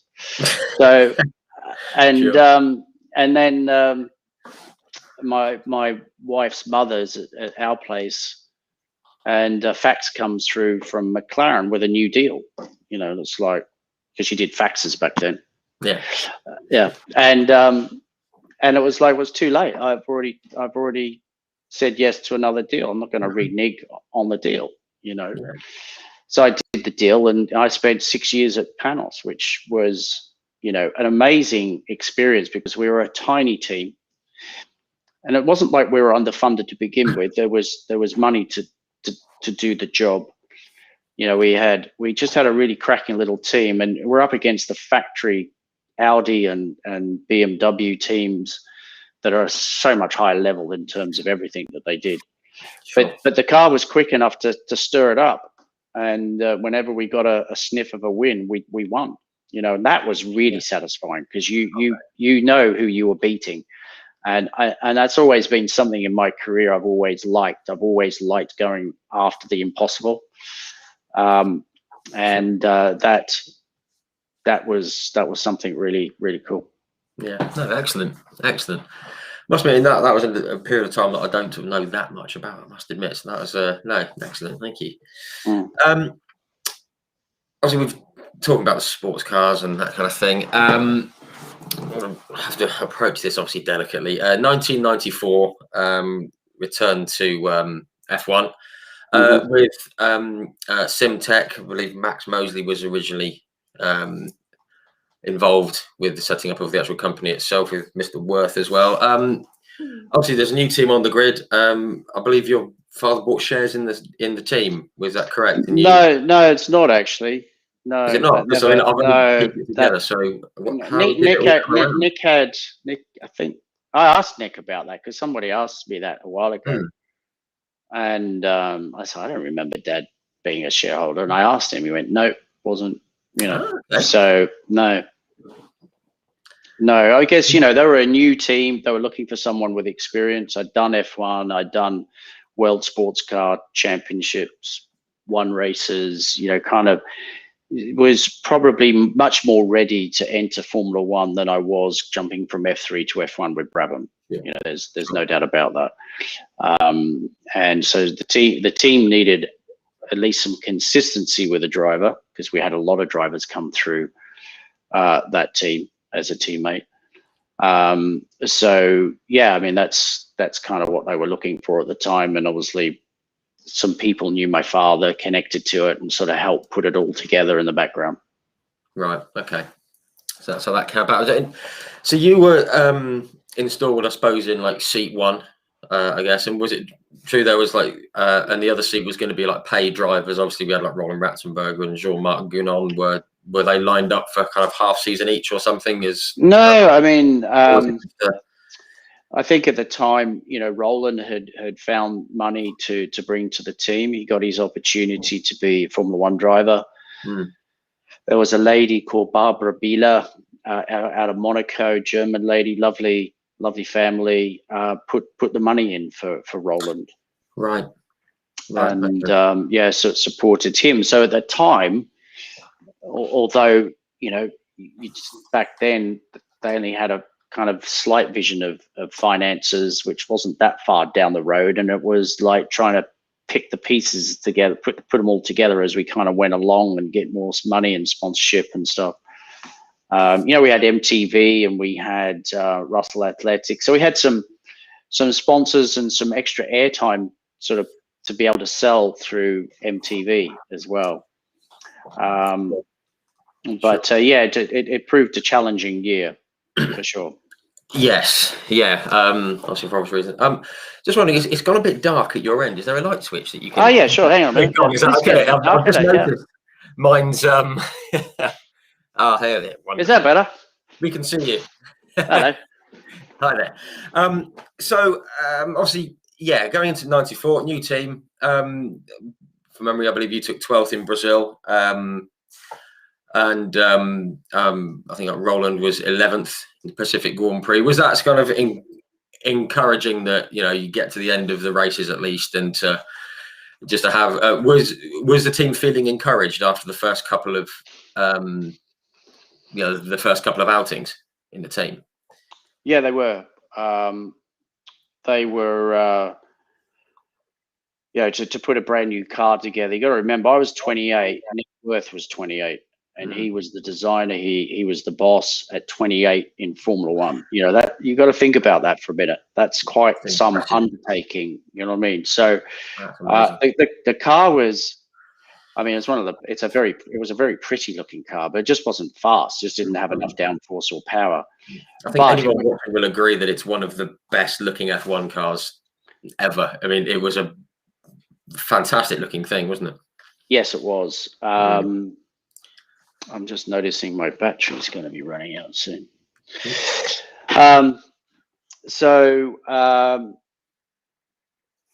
It was encouraging because we were finishing races, which meant we were getting lots of information and data. And then we were in Brazil and then Japan, and obviously there are away races which are expensive.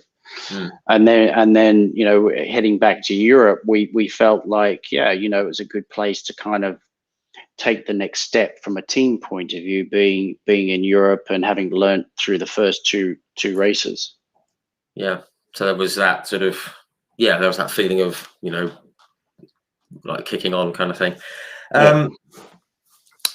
Obviously, third race we come to Imola, and that weekend, and as I've, you know, said before, we're going to try and like tread delicately here, because obviously we all know what. Oh look, you don't have to. I mean, you know, I get asked a lot. Obviously. I was going to say, I thought you. Yeah. I mean, obviously we had the accident with Rubens early on in the weekend, which could have ended, you know, a whole lot worse. I've sort of read various things that, you know, some of the drivers felt that the whole weekend felt a bit different to a normal one, and I thought, well, is that in hindsight, or was it, or did it feel a bit uneasy that weekend? Because I've read, you know, I think you probably notice it more in hindsight than sure, when you're in the moment. But there was you know, it's about energy, and there was a different type of feel of energy at that weekend. Right. And when you kind of replay it in your mind and what you felt of the energy in the place, it kind of adds up, if you know what I mean. Sure. You know, that's, I don't know what it is. It's like you kind of have a certain frequency, you feel it, and things happen. And yeah, it was an odd one. You know, it kind of feel like you're going through the motions a little bit. And yeah, who could have predicted what was going to happen after? Well, one, Rubens' accident was pretty violent. Took him out of the race. Yeah, he didn't. No. And then obviously, you know, Roland's accident, and then Ayrton's accident. You know, start line accident. You know, the debris going into the crowd. There was a wheel came off in the pits and a pit stop and nailed mechanics, and yeah, that was Alboreto. It was just one thing after another. It was never seen a weekend like it, you know. No, and we've not seen one since. Well, thankfully, but I mean, we've just obviously on the Saturday when Roland's accident happened. Were you in the garage? Were you in the car? What was because obviously he went out and he hit a curb, didn't he? And the front wing came off, and I was out on track at the same time. Right. Okay. And looking at the data afterwards, Roland had gone off the circuit. Although, to be fair, he didn't lose a lot of time. That was the weird thing. But he'd gone off, and he slowed up, and he kind of, you know, rocked the car from side to side to sort of check and probably clean the tire. And at that point, he's making a decision. Does he come in or does he go for another lap? Now, he obviously didn't feel, you know, that, you know, he hit a curb because he went off, but it may have been just the angle or something not quite right, but we didn't know at the time. And you know, Simtech aren't the only ones who've ever had a front wing fall off. You know, we're talking some of the best teams in the world have had it. So, you know, you're pushing the boundaries. You're trying to make the car light and strong, and things happen, you know. And so when Roland decided to do another lap, that was unfortunately the fatal decision, because halfway down the straight, you know, just before the right hand bend, was it parabolic? No, what's the next one? Brain's gone now, but he's doing over 300 Ks, and of course the wing falls off, and he's a passenger, you know, and hits the wall very hard. I came around the corner with the yellows, and I saw a bit of bodywork it must have been a bit of front wing on the road, and I knew immediately just by looking at it that was Roland's. Right. Just knew immediately, and of course by the time I got down there and around the corner, you know, I remember looking up, and you know, for me, yeah, he was gone. You know, it was. Oh, wow. Did you thought then? I just kind of felt like there was no life there. That's how it felt. I didn't know, but it just. Yeah. And I remember getting back to the pits, and my wife was there. She was pregnant, and everyone's saying, what did you see? What's happening? And it was really hard to talk about it because, as I said to my wife, I said, I think he's gone. And then of course the news came later. Mm. Wow. I mean, that must have been an awful shock for everyone. I mean, obviously, it feels like an understatement just saying it, but and obviously, you've got that evening, and you've got to try and get some. I mean, were you thinking that evening, should we go racing? Had there been a discussion, or was it? Did you get any sleep? I mean, it must have been the worst situation imaginable. So I'm just texting my wife to get a battery charger, otherwise this thing's going to die. Yeah, I mean, you get thrown into a situation like that. You've never dealt with it before, so you don't really know what to do. No, sure. There's all these emotions. You're in the Formula One world. You're on the world stage. Your teammate's gone. What do you do? Everyone was very supportive, and there are many parts of that weekend I just don't remember. It's like my brain shut them out. No, understandable. Yeah, and I remember talking to Damon about it, and he said the same thing. There's just things, So hang on, let me just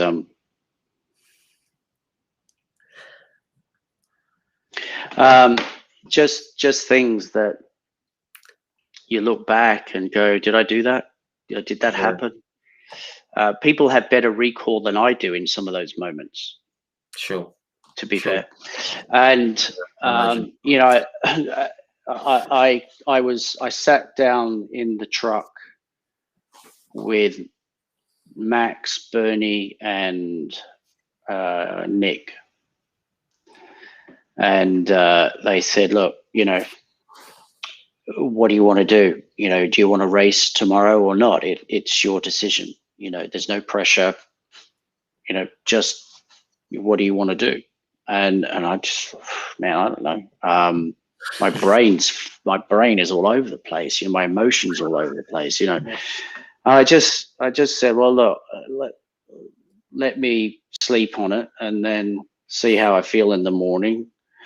Do the warm up. Hang on a second, I might have a battery charger. Thank you.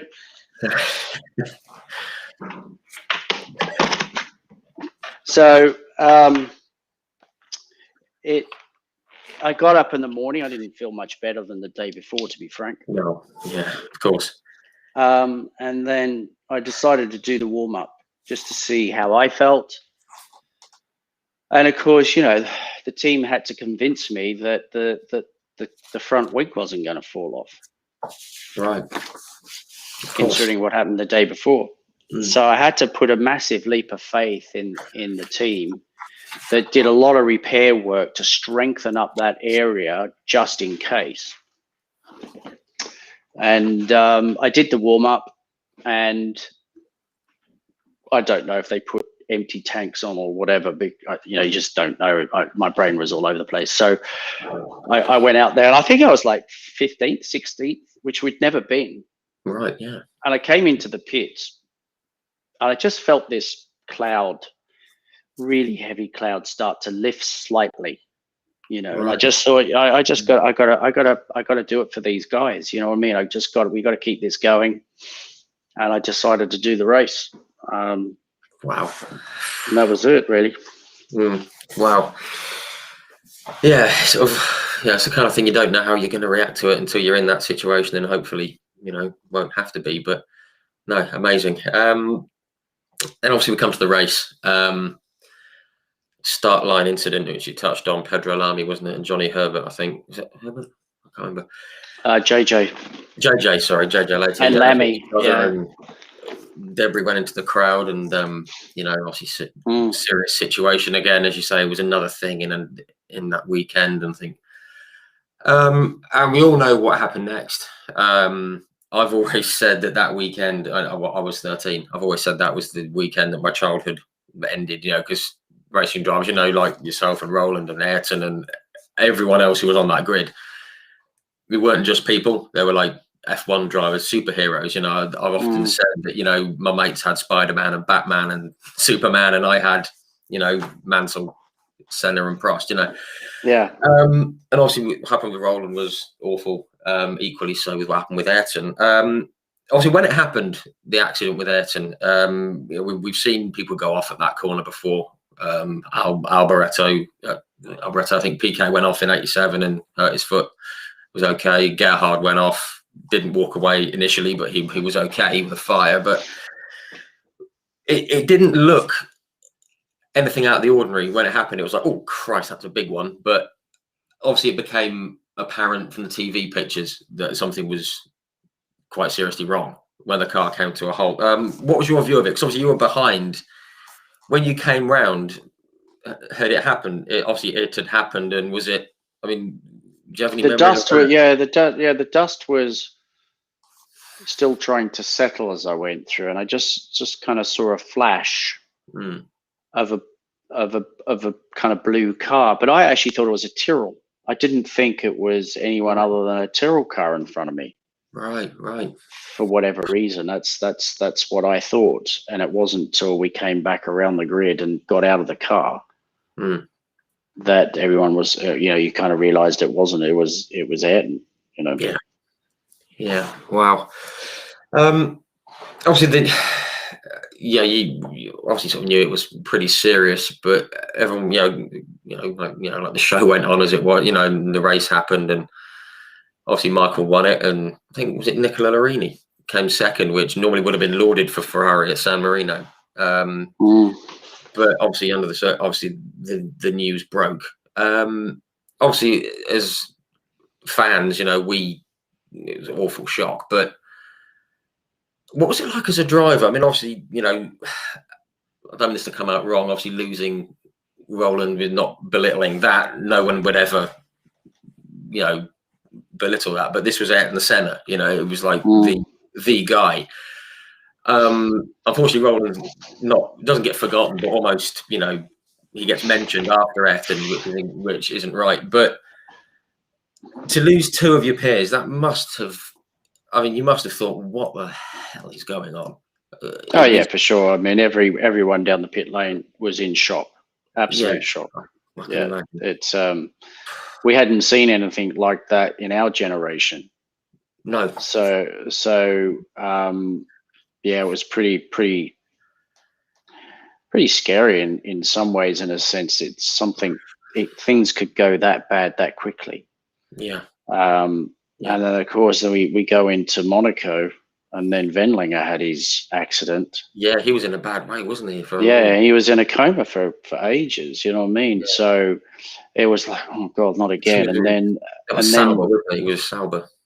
And then the next race at Barcelona, I have Andrea Montemini, my teammate, and he goes off and has a horrendous accident. And I was not in the car at that time. I was outside, and he was going around, and his time started to drop off on a run, and we felt he got tired, so we asked him to come in, and he did one more lap, and then his neck was falling off, and so he's come around the last corner, which was quick back then, and his neck had gone like this, and he just drifted off and straight into the wall, and Nick Worth's legs just went to jelly. I mean, he just like collapsed. I'm not surprised. So all the nerves, all the feelings that you had from Imola were still there, and it looked bad from from an accident point of view. In the end, I think he hurt his feet, but he wasn't. Other than that, he was fine. Yeah.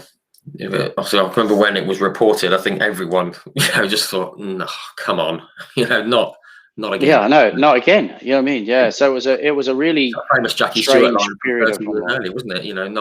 Not another one, but obviously, glad it wasn't the case.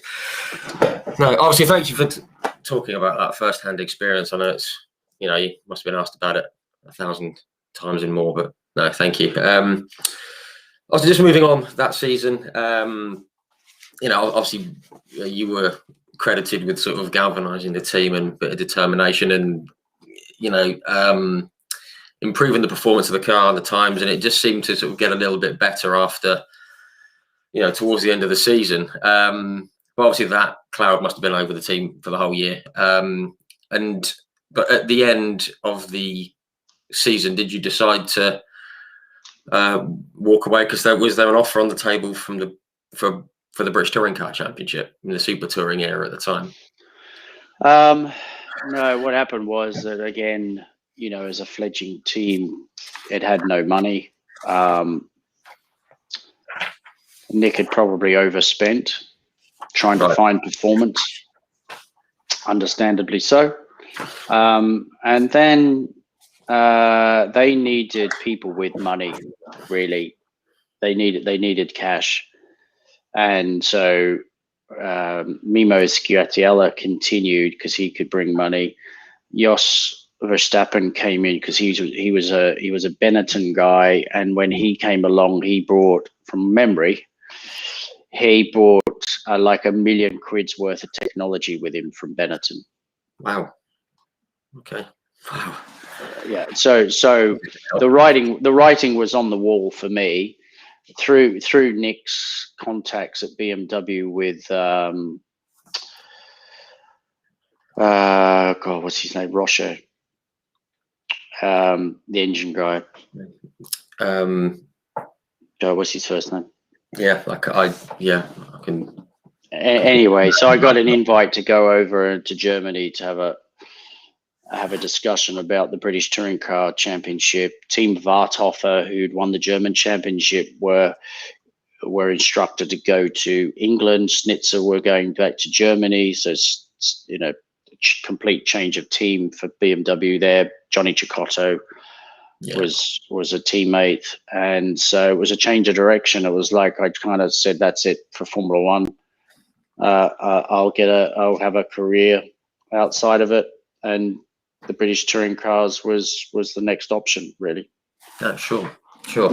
A lot of people following the page, big British Touring Car fans. Obviously, you only had the 1 year in there. How different is the BTCC to other forms of racing? So obviously, Mark Blundell recently came in, and he didn't like the like the elbows out. He was more of a precision kind of racer, and he'd never had front wheel drive, things like that. Did you find it very different to anything else that you'd done up until then? Yeah, I mean, it was, because I went to Vallelunga for my first test, and I remember I just couldn't get the braking right. I mean, I had no grip, had no power, no grip. I just come from Formula One. So, I'd hit the brakes and poof, there goes the apex. I can't stop, and you're having to slow everything down, and took a while to figure out, in a way. I had a really experienced teammate with Johnny Cecotto, who obviously had done Formula One and was one of the big stars of BMW. He was one of the main factory drivers. So I was able to catch up quickly, but the team wasn't competitive at all in the championship. No, sure. Which was a shame, really. And I loved the elbow stuff with the racing. I thought the racing was fantastic. Yeah. I just didn't enjoy, I quite like the fact you can tighten your belts. You got to dig deep and you got to commit. But every time I did that in qualifying, I went slower. Right. Wow. Okay. And I always remember John Cleland saying, he bed some brakes in, did a lap time, and he couldn't better it for the rest of the day. You had to slow everything up, and I had to reprogram myself. And in the end, I don't know where we finished, but I was only a point behind Johnny, and I missed one race. I missed one race because when we were up at Knock Hill, we were up there testing all week. I had my wife there, and Sam, my son, he was about 11 months, and he. Every morning we'd get up, we'd barricade the kettle, put the kettle on, heat his milk up, and feed him. And then on race day, I was in the shower. My wife walked in to grab something. He decided in his wisdom to go and grab the cord and pull the boiling water all over him. Oh, goodness. So all of a sudden, I put him in the bath of cold water. There's skin peeling off his body, screaming. Lisa's screaming. It was a nightmare. And we ended up going to Glasgow to the children's burns unit there. Wow. And I missed the first race, and I didn't want to go and race. I wanted to be there with my son. Of course, yeah. The doctors, everybody was telling me, "There's nothing you can do. Go back and do the next race." And isn't it? So the series organised a helicopter to come and pick me up and take me back for the next round. Wow. And I finished fourth, which was the best race I had all year, which was really bizarre. But again, it could be down to that mindset thing that we spoke about, Well, yeah. But the odd thing was when I did Imola in '94, when I did that race, the adrenaline was pumping so much I could not have control of my right leg. So I'd be flat out, and my leg was literally jumping like this because of the adrenaline. I couldn't keep my leg still, And I had that again after my son had got burnt, jumping in the BMW. I'm going up the straight, up the hill, and my leg is bouncing, and I can't stop it. I can't control it. My goodness, wow. Yeah. It's interesting you say that. Actually, we spoke with Matt Neal back in October, and he said the same thing on his debut, but his was nerves. He was going down the back straight at Snetterton, and his leg was doing that, and he couldn't. And he lost the lead, but it's amazing what adrenaline. Yeah, no, absolutely. That just brings me back to a question from Michael Allison from earlier on. It comes back to the mindset thing. It says, were you aware that racing could result in serious injury or worse when you were younger? He said, I can't imagine accepting that as an acceptable hazard, which is just one of the many reasons that I'm not a racing driver. That's do you have to ask yourself, is it worth the risk? And if it is, why? I mean, I spoke to Perry McCarthy very briefly on one of Paul O'Neill's things that he does. And he said it affects you as a human, but once you get the helmet on, you think, right, all that thought goes out the window. Is that how you feel about it? Well, first of all, I see Marcus has done Paul Rocher. Thank you. Yes, Paul Rocher. Yeah. BMW. I, like you said, when I grew up on the farm, I used to climb the roof of the house. I'd find the tallest tree I could find and climb it. I would take risks on the farm. Like I said, I don't know how I was alive, to be fair. And I kind of always, it just never bothered me. You know what I mean? It just never really entered my head that I could get hurt. Yeah. And if I did, it's part of the hazards of going racing. But when safety started to kind of come in, particularly at '94, things changed a lot. A lot of people's minds changed and their perceptions changed about what safety meant to them. Sure. Even though what I went through, it didn't really change. So, I remember racing in America, and I loved racing in America. I did it for 12, 13 years. And the tracks were still as they were. They were dangerous, especially compared to European circuits that, for me, I loved the kind of danger aspect because you give it respect. You make a mistake, you're going to pay. Where over here you could make a mistake, run off and come back on and off you go again. It's a completely different thing. And, drivers would be walking around, sort of, oh, that needs changing. I was never one of those drivers. Right. It just never, it was like, leave it as it is. Let's get going. That was my kind of attitude. Right. Yeah. This is, almost like this is what racing is all about. It's about that element and how far you can push it, how close you can get to it, type thing, isn't it? Well, this might tell you a little bit about how my brain works. I was in Formula 3 Class B, And I had an issue with the engine, and I qualified in the sort of qualifying race. And it was like, well, that's never happened. What the hell's going on here? And they changed the engine and everything. And on the first lap, I come up on the short circuit, I come up towards Brooklands, and I'm wheel to wheel with Scott Stringfellow. And we tangle just before where the bridge is. Now, the bridge has a massive concrete sort of block that is the support structure for the bridge.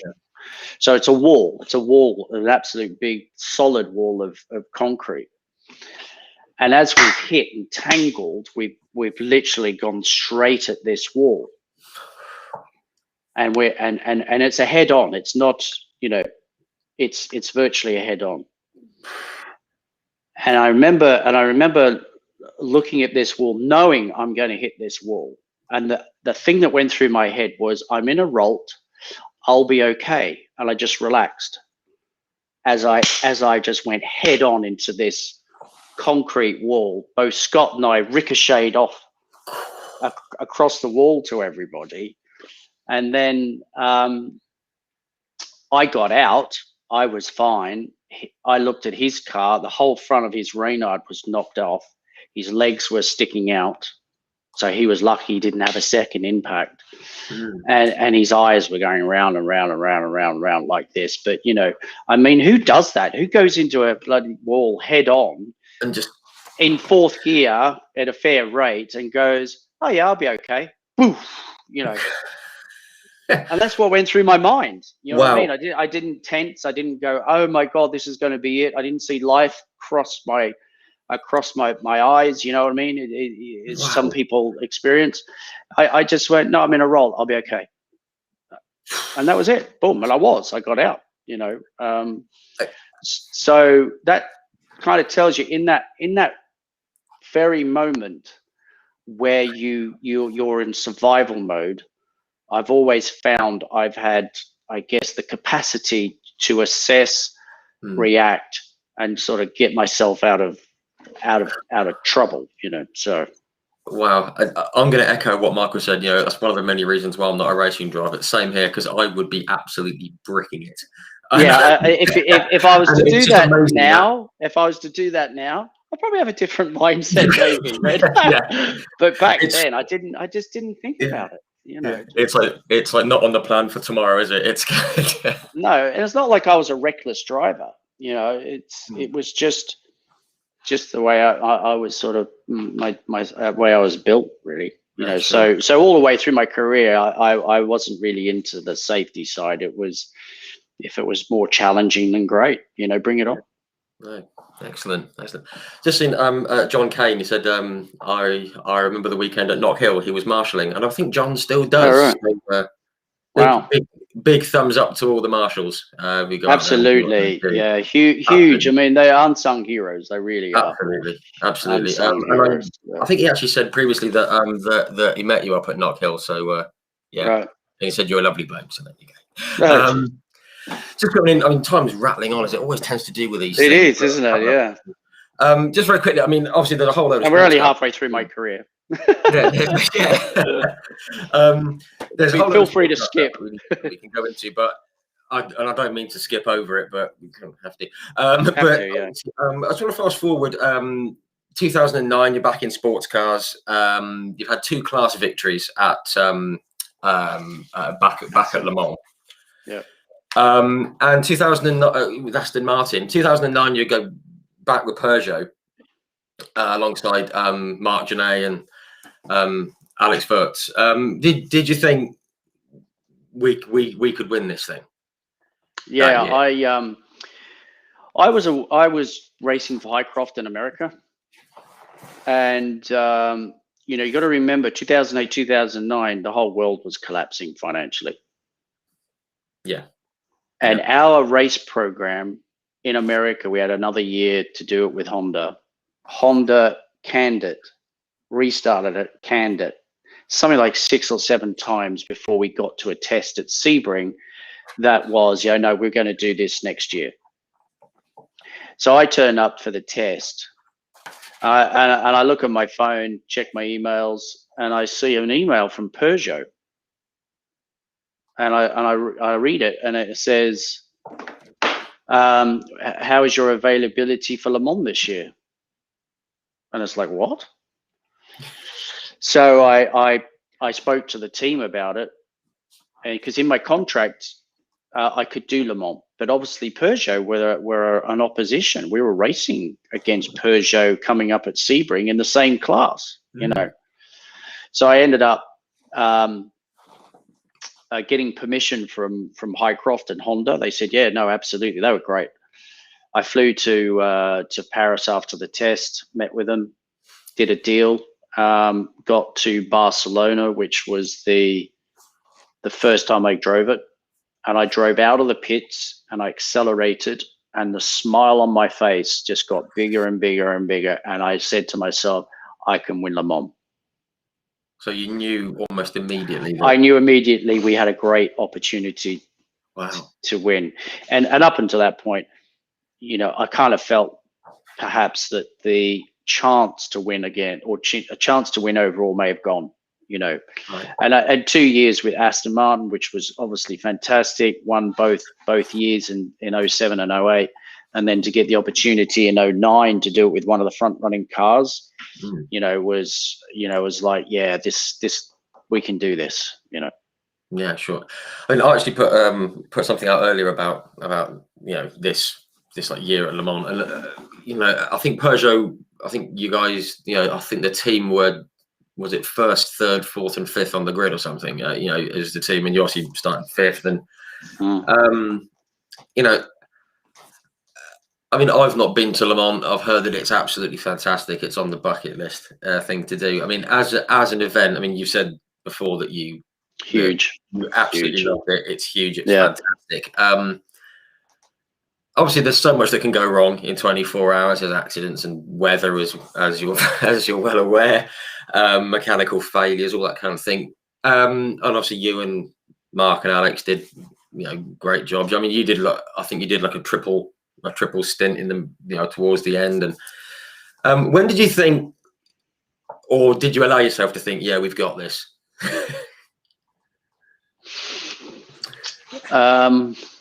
It was an odd one that year, to be frank. There was a lot of politics at the time within Peugeot. We were most definitely the number 3 car in priority. Okay. Which was a blessing in a way, because the intensity and pressure on the other two cars was, you could see problems coming. You know, you had enough experience to look at it and go, that doesn't look right. Mark, Janae, Alex Wirtz, and I, you know, we were old enough to realize we had to work in a particular way. Normally I was the number 1 and I drive the team forward and do the setup and everything. I turn up to Peugeot thinking I might be doing that. And then I quickly realized, no, that's not me, that's Alex. Alex was the guy that everybody was focused on. And there was no point me trying to, you know, I'm going to be number 1 and all that sort of stuff. It was going to be clashing. It just would never have worked, you know, because I could see problems over on the other side. And with us, it was like, okay, I'm going to be his wingman. So, yeah, because you need someone, at least one person kind of leading it, and your other 2 drivers are there supporting, you know, still doing the job, but, you know, it's a mentality thing. It's kind of like, you've got to make this still work as a team. And so I kind of took a slight back roll to where I was normally, but that's how I felt the chemistry within our group was going to work best. We had an engineer dedicated to us who'd never done Le Mans. He'd only done rally. He had chicken pox that week, so we never saw him till the Friday. So we'd done all the qualifying and everything on our own. And he'd never done Le Mans, and he won first time out. So that was, and he had spots all over his head. You know, he didn't look the prettiest, but it's really cool. And what kind of helped us is actually removing ourselves from all of that. They were putting themselves under a lot of pressure to be super fast. I mean, and Peugeot on their drivers, if you weren't doing it on the times, you were out.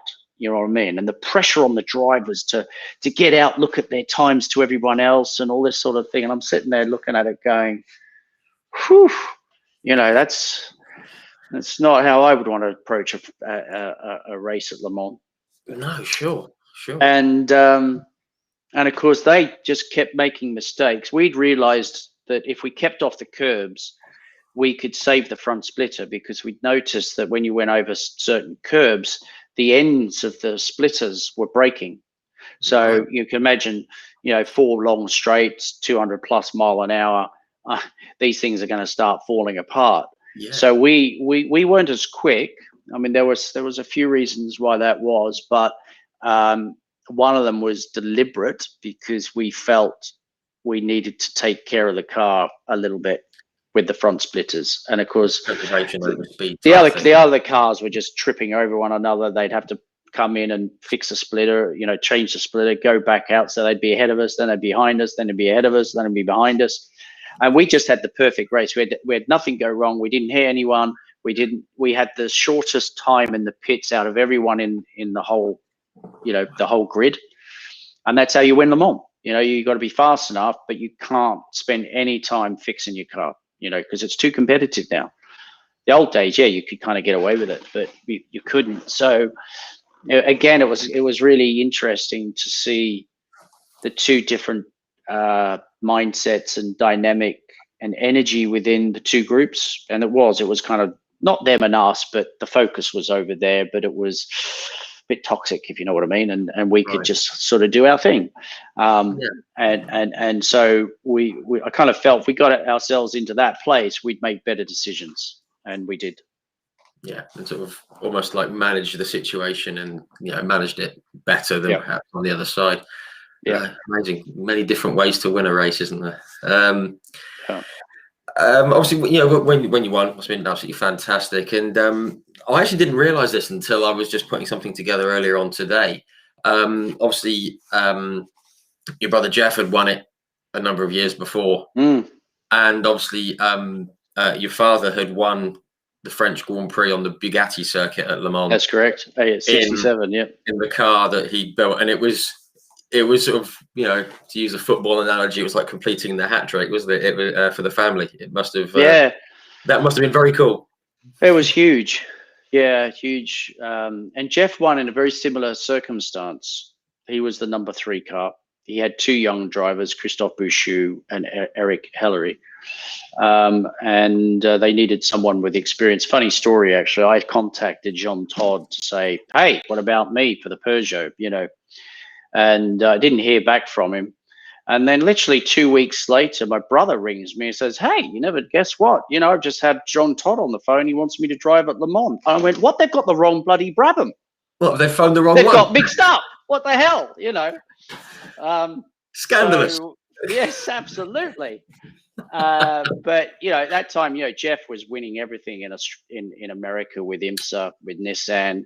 He was experienced, and that's what they were looking for, and they got the right guy, because they won. Yeah. And your time came around a bit later, but it came around. Yeah, it came. But I don't know how many years it was, like 14 years later or something. Something like that. 14, yeah. Just very quickly, I mean, what is it like to stand on that podium at Le Mans with winning? Thinking, Christ, it's like up with the Indy 500. It's probably the most famous race in the world. Must have felt. Yeah, you know what? It's fascinating, really, because I won it in 07 and 08 with Aston, and the feeling on the podium is immense. A sea of people, flags, different countries. It's been a long journey to get to that podium. So much effort has gone in with everybody involved. You're not just winning it for yourselves, you're winning it for a whole lot of people, and I remember like 08 thinking, geez, this feels really good. What's it like when you win overall? Must be amazing. You know what I mean? It must be another level. Yeah. And then, of course, when I did, I stood on the podium, and I remember thinking, it doesn't feel any different. It's the same. Right. It was the same feeling. A win's a win. A win is a win, and I was shocked in a way. And I remember standing there on the podium, and I'm gone, okay, I get it. It's not necessarily about the win; it's about the journey. Right.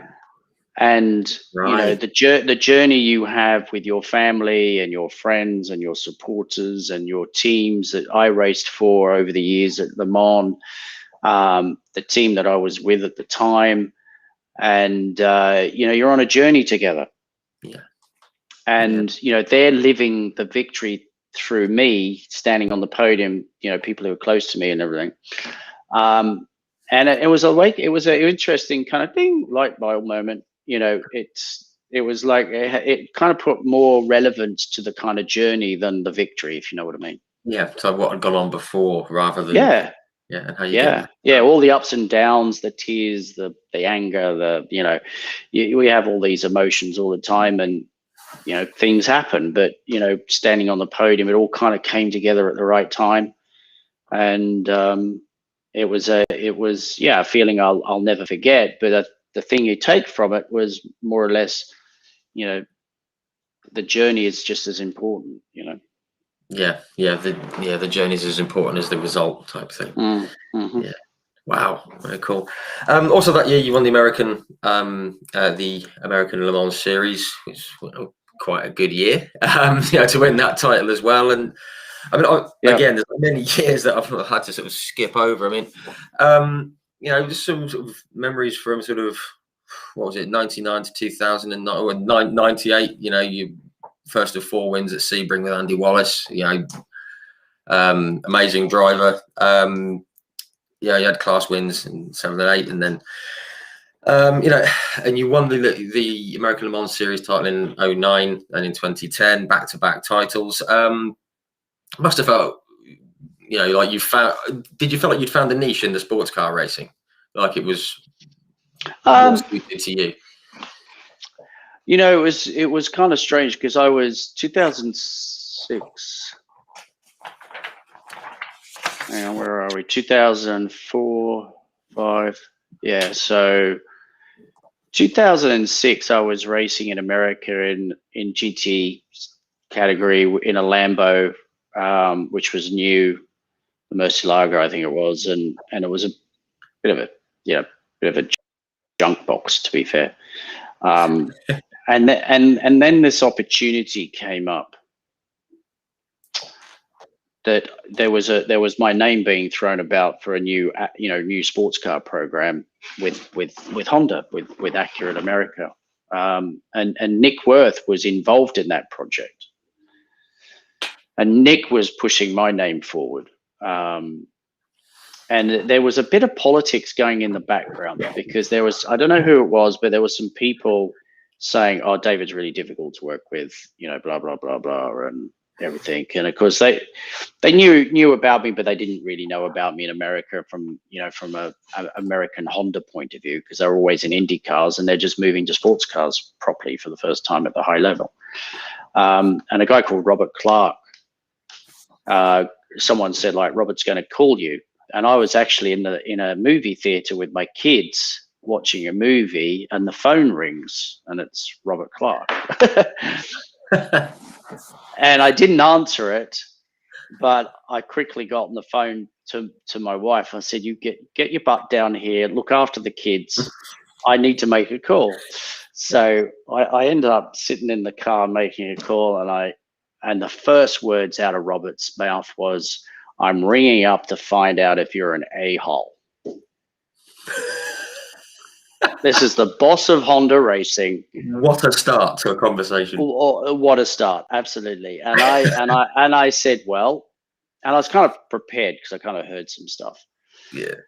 And I said, well, I'll tell you what, I'll give you every name of every team manager, every team owner, every teammate I've ever had, and you go and make the call.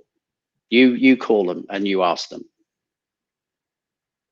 And we had a chat, and there was a bit of internal politics going on at Highcroft as well. And anyway, I ended up getting the drive, which was really cool. And Nick Worth was involved, so it was nice to get back with Nick.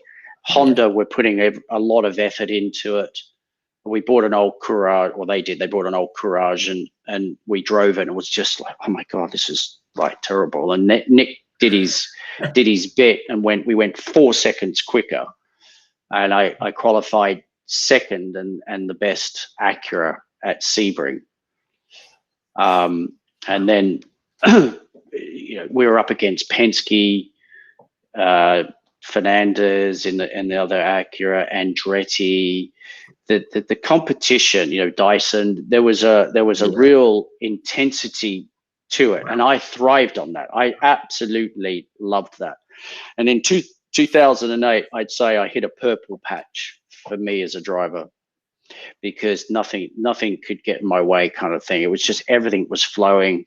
You talk about the mind thing. I mean, I was sort of picturing what was going to happen ahead of time, and that's what would happen. It was kind of a really strange kind of world to be in, but just knowing it was going to happen. Just kind of knew, and I had a sense of knowing, which helped. And I was just driving out of my skin, and it was probably the best I'd ever driven. I was kind of early 40s, so and I was in my prime, all the experience, but I had the motivation of everyone around me and everything. When we got to 09 and 010, I didn't have I wasn't in the same place. I was in the middle of a court case too, with the Brabham name at that point, and that was really heavy on my mind in 09 and 010. Like when I was Le Mans, I'm driving. I literally must have driven halfway to Le Mans, arguing and talking with lawyers. Just wow. It was so intense, and my driving wasn't as good in 08 as in 08 that it was like in 09. So 09, 10 kind of felt like my performance wasn't as good, and a lot of that was to do with the court case. Yeah. Enough to win Le Mans and 2 championships, but you just know within yourself, 2008 was a good reference point, and I never quite reached that kind of level again. And some of that was also the competition. Penske pulled out, Porsche had pulled out. There was less people to race, and that wasn't as much fun. There wasn't that bug, almost that kind of pressure. But it wasn't as much of a challenge, So no, sure. Just again, I could sit here for hours, but we can't really. Obviously, I think everyone's gone now. Sorry, I think everyone's gone. I'm like, no, I've got a little counter. There's still plenty of people here, which is nice. Okay. Thank you everyone for tuning in. Yeah, thank you. Yeah, that's great. Love it. 2015, from what I can gather, we called it a day. But was it 2019? You came back to Britcar in the Brabham, with the Brabham sort of automotive car and Brands Hatch, and you win. That must have felt brilliant. Yeah, it did. I mean, during the court case stuff, I had, previous to that, so sort of 2005-06, I was thinking about the future. I thought, when I'm 50, what am I going to do? I'm going to be too old and too slow. No one's going to want to pay me to drive. So I need a new chapter. And I thought, well, we got this iconic racing name. I felt that we could turn it into a global brand, into a brand, didn't know how or what, but just kind of, that was my vision. And then discovered we didn't own the name. And I had to go to court to get it back. It took 7 years. And then 2012, it's like, I got the name. Now what? Right. So it wiped me out emotionally and financially, and I had to start again. So it was like, my head was gone too. It was like, wow. Sure. So it was a case of trying to figure out how to kind of bring it all back. And, you can't do it on your own. You've got to find partners to get it up and running. We did a crowdfunding campaign. I had an idea with Project Brabham, which is still ongoing in the background, but to give fan, driver, engineer more access. I think we're ahead of our time, to be fair, because now you're seeing a lot more teams opening up. But back then, no one was opening up. But I wanted to break the doors open and give people more engaging sort of content, and not just content as entertainment, but also some educational element to it as well. And that was a success, but then to go out and find the next chunk of money based off a model that was new and unproven was bloody difficult. You know what I mean? So I kind of went, okay, right, that's not going to work as we're kind of going at it. I've got to do something else. And I kind of thought about the kind of Virgin model. You've got the Virgin as the brand, and you've got sort of different activations underneath it, and the brand is used as an accelerator to market. Right. Yeah. And just by chance, I had someone in Australia contact me and said, look, I know what you're doing, and I know what another group are doing or want to do. You guys need to meet. So right. I went to Adelaide, met up with an investment group down there, and they were in automotive and other businesses, and they were, one of their businesses was a tier 1 supplier to Ford, Holden, and Toyota. And because manufacturing died, they wanted to diversify, so they built buses. But also part of the project, we started Brabham Automotive and built the BT62. Yeah. And so for me, that was a way of, okay, this is a way of going racing. Right. That was not just racing, but it kind of creates the next chapter for the brand. And the deal took a while to put together, and we're now. We're now up and running, and of course we needed to go and prove the car in the racing world. And we went to Brands Hatch, did the very first round or last round of the Brit Car Championship, so the first race for the Brabham. Yeah. And for me to cross the line on Brabham Straight at Brands Hatch, my dad did that in 1966 with his own car. It was an amazing feeling. There's no doubt about it. Yeah, I can imagine. I must admit, I'd even forgotten about the Brabham Straight part. It was a Brabham Straight, Brabham car, Brabham driving it.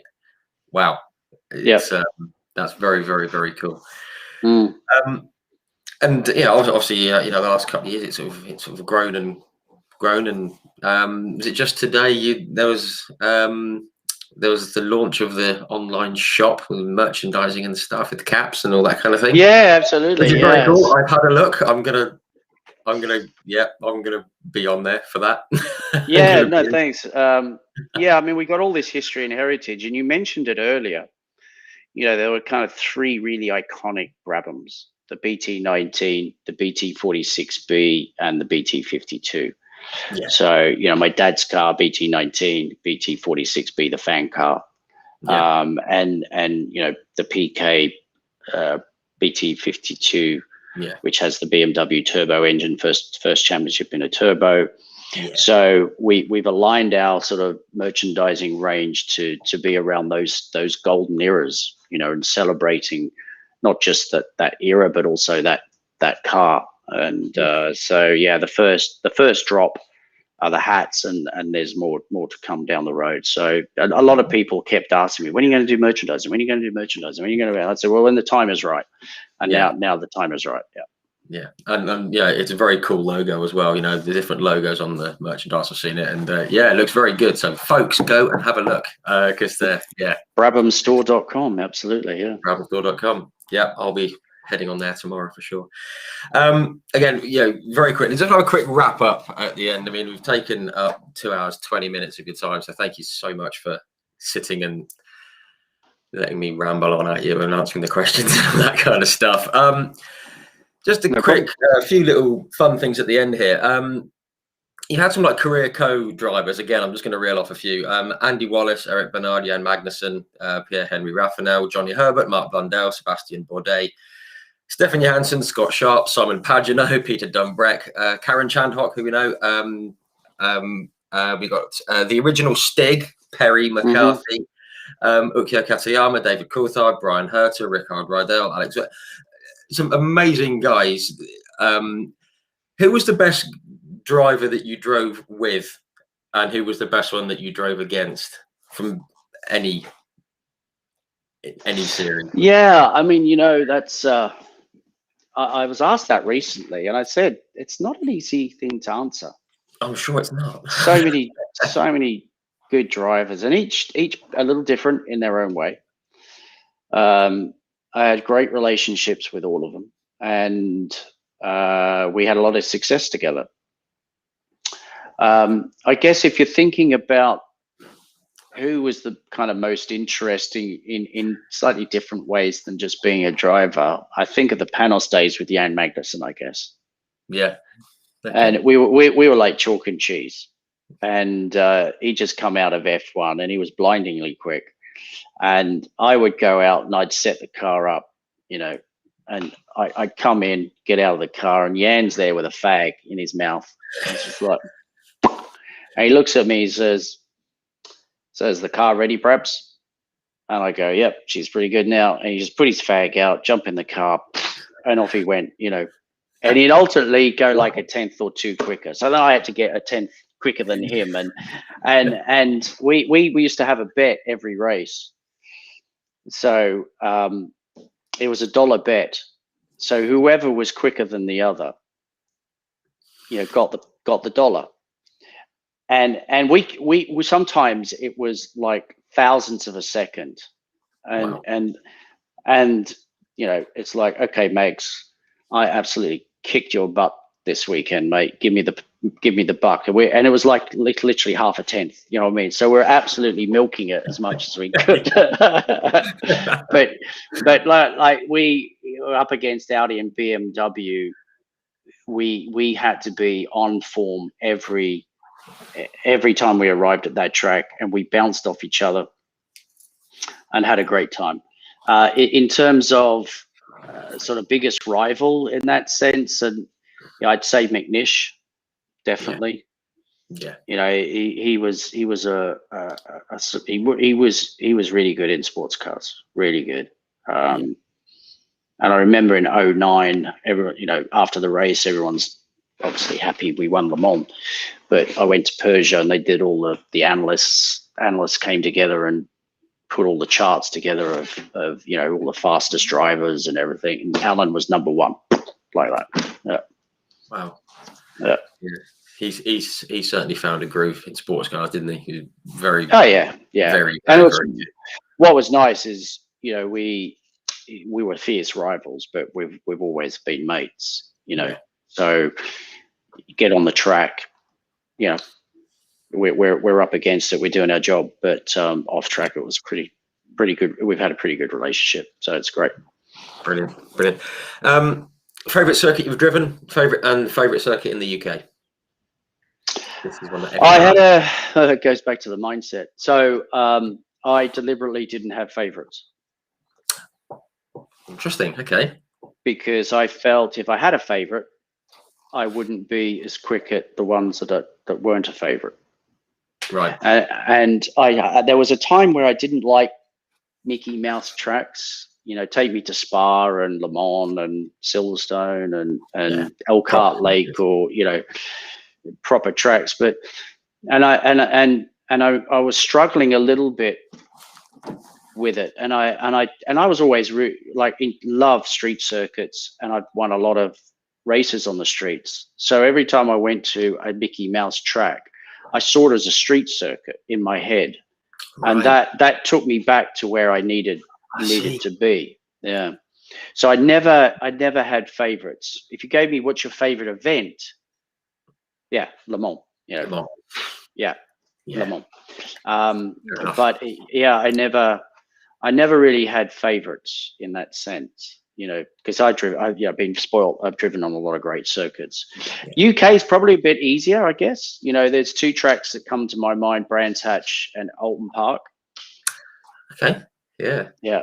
Must admit, everyone goes for Brands. Everyone loves Brands. I love it. You know, it's, both tracks, you know, they come up and down, and you know, they're narrow, and they got everything. They're still old school, and yeah, I like that. Yeah, no, terrific. Just a question pop up very quickly. Michael Allison, a quick cheeky one if you have time. We just about have time. Favorite current F1 driver and why? There you go. That's a good one. I don't know if I have favorites, but you know, if I look at the current crop of drivers, I like Max as a driver. I remember watching him in the wet in Brazil and Lewis won. So and he, I think he may have been second in the Red Bull. And watching him drive, he was like Senna. He was like so far down the road in his head. Everything was reactional. He went round the outside of Daniel like as he was standing still, and you just I kind of thought, okay, now I see why people talk about this guy like they do, and he's definitely, talent wise, he's right up there. Lewis is a kind of phenomenon as well. I mean, what he's able to achieve and do that week in, week out with that motivation, having won that many, it's like, wow. That's amazing. And you get him into a race where he's got to dig deep. Not many people can beat him when he gets in that mood. And we've seen it throughout his kind of season by season. He's getting more and more consistent, but before he'd have a bit of a drop. But when he came back, it was like no one could touch him, so yeah, he's a phenomenal talent. Yeah, it's the thing with the consistency, isn't it? That's the key. Ian Maverick, this has come up. I'm just going to say this quickly. If like Brabham wants to restart as a team, please buy Lola cars and the wind tunnel at Huntingdon. It's for sale. There you go. That's the idea. Ian Maverick's the man. It's for sale. Yeah, right. Yeah, good man. Yeah, there we go. Just a very quick one now, just at the end of my notes. I spoke to Ian Flux last week, and he said that he's driven against all the Brabhams, and you were the only one that he couldn't beat. So I think he was slightly annoyed, but yeah, really? That's what Ian Flux said. So yeah, he said he's beaten most people, but he couldn't beat you. So there you go. Oh, bless him. Yeah, I mean, he was a driver. Yeah, he was a driver. Yeah. Yeah, very good. He's driven everything. It's been 2.5 hours. Honestly, I could sit and talk to you for 2.5 more. We had to skip over some things, but I'm going to wrap it up there. But thank you very, very, very much for coming and sharing what's been an amazing career. And thank you for talking about all the ups and the downs and your approach. Yeah, sure. No, everything. Rich, thanks very much for having me, and thank you to everyone who's joined in, and particularly those who've stayed in there for this long. Apologies, guys. I always say it's going to be about 1.5 hours tops, or an hour, but we just get into it. We had the same thing with Mario. We had the same thing with Derek Warwick, Harry Lyndike, and Dick Bennett. Everyone. We just get into motorsport, and you can't stop. No. I mean, it's been my life. Okay, not all my life, because I didn't have much interest when I was a kid. But it's a fantastic sort of community, and the racing, the what you learn about yourself in that world is phenomenal. That you can take into whatever you do next. Yeah, absolutely. You sort of know what you can do and how you approach things, and yeah, it's not just driving around quickly in circles, is it? No, definitely not. There's a lot more to it than that. Yeah, absolutely. Someone just said, please have a part 2 interview. Crikey, we'll see. Thank you. Lots of fans. David, thank you so much for joining us. I'm going to let you get on with what's left of the evening. Thank you so much again for joining us, and really appreciate your time. It's been a real pleasure. Great. I look forward to catching up in person again. Yeah, fingers crossed we can. Great stuff. Yeah. Okay, cool. Thanks, David. Thanks a lot.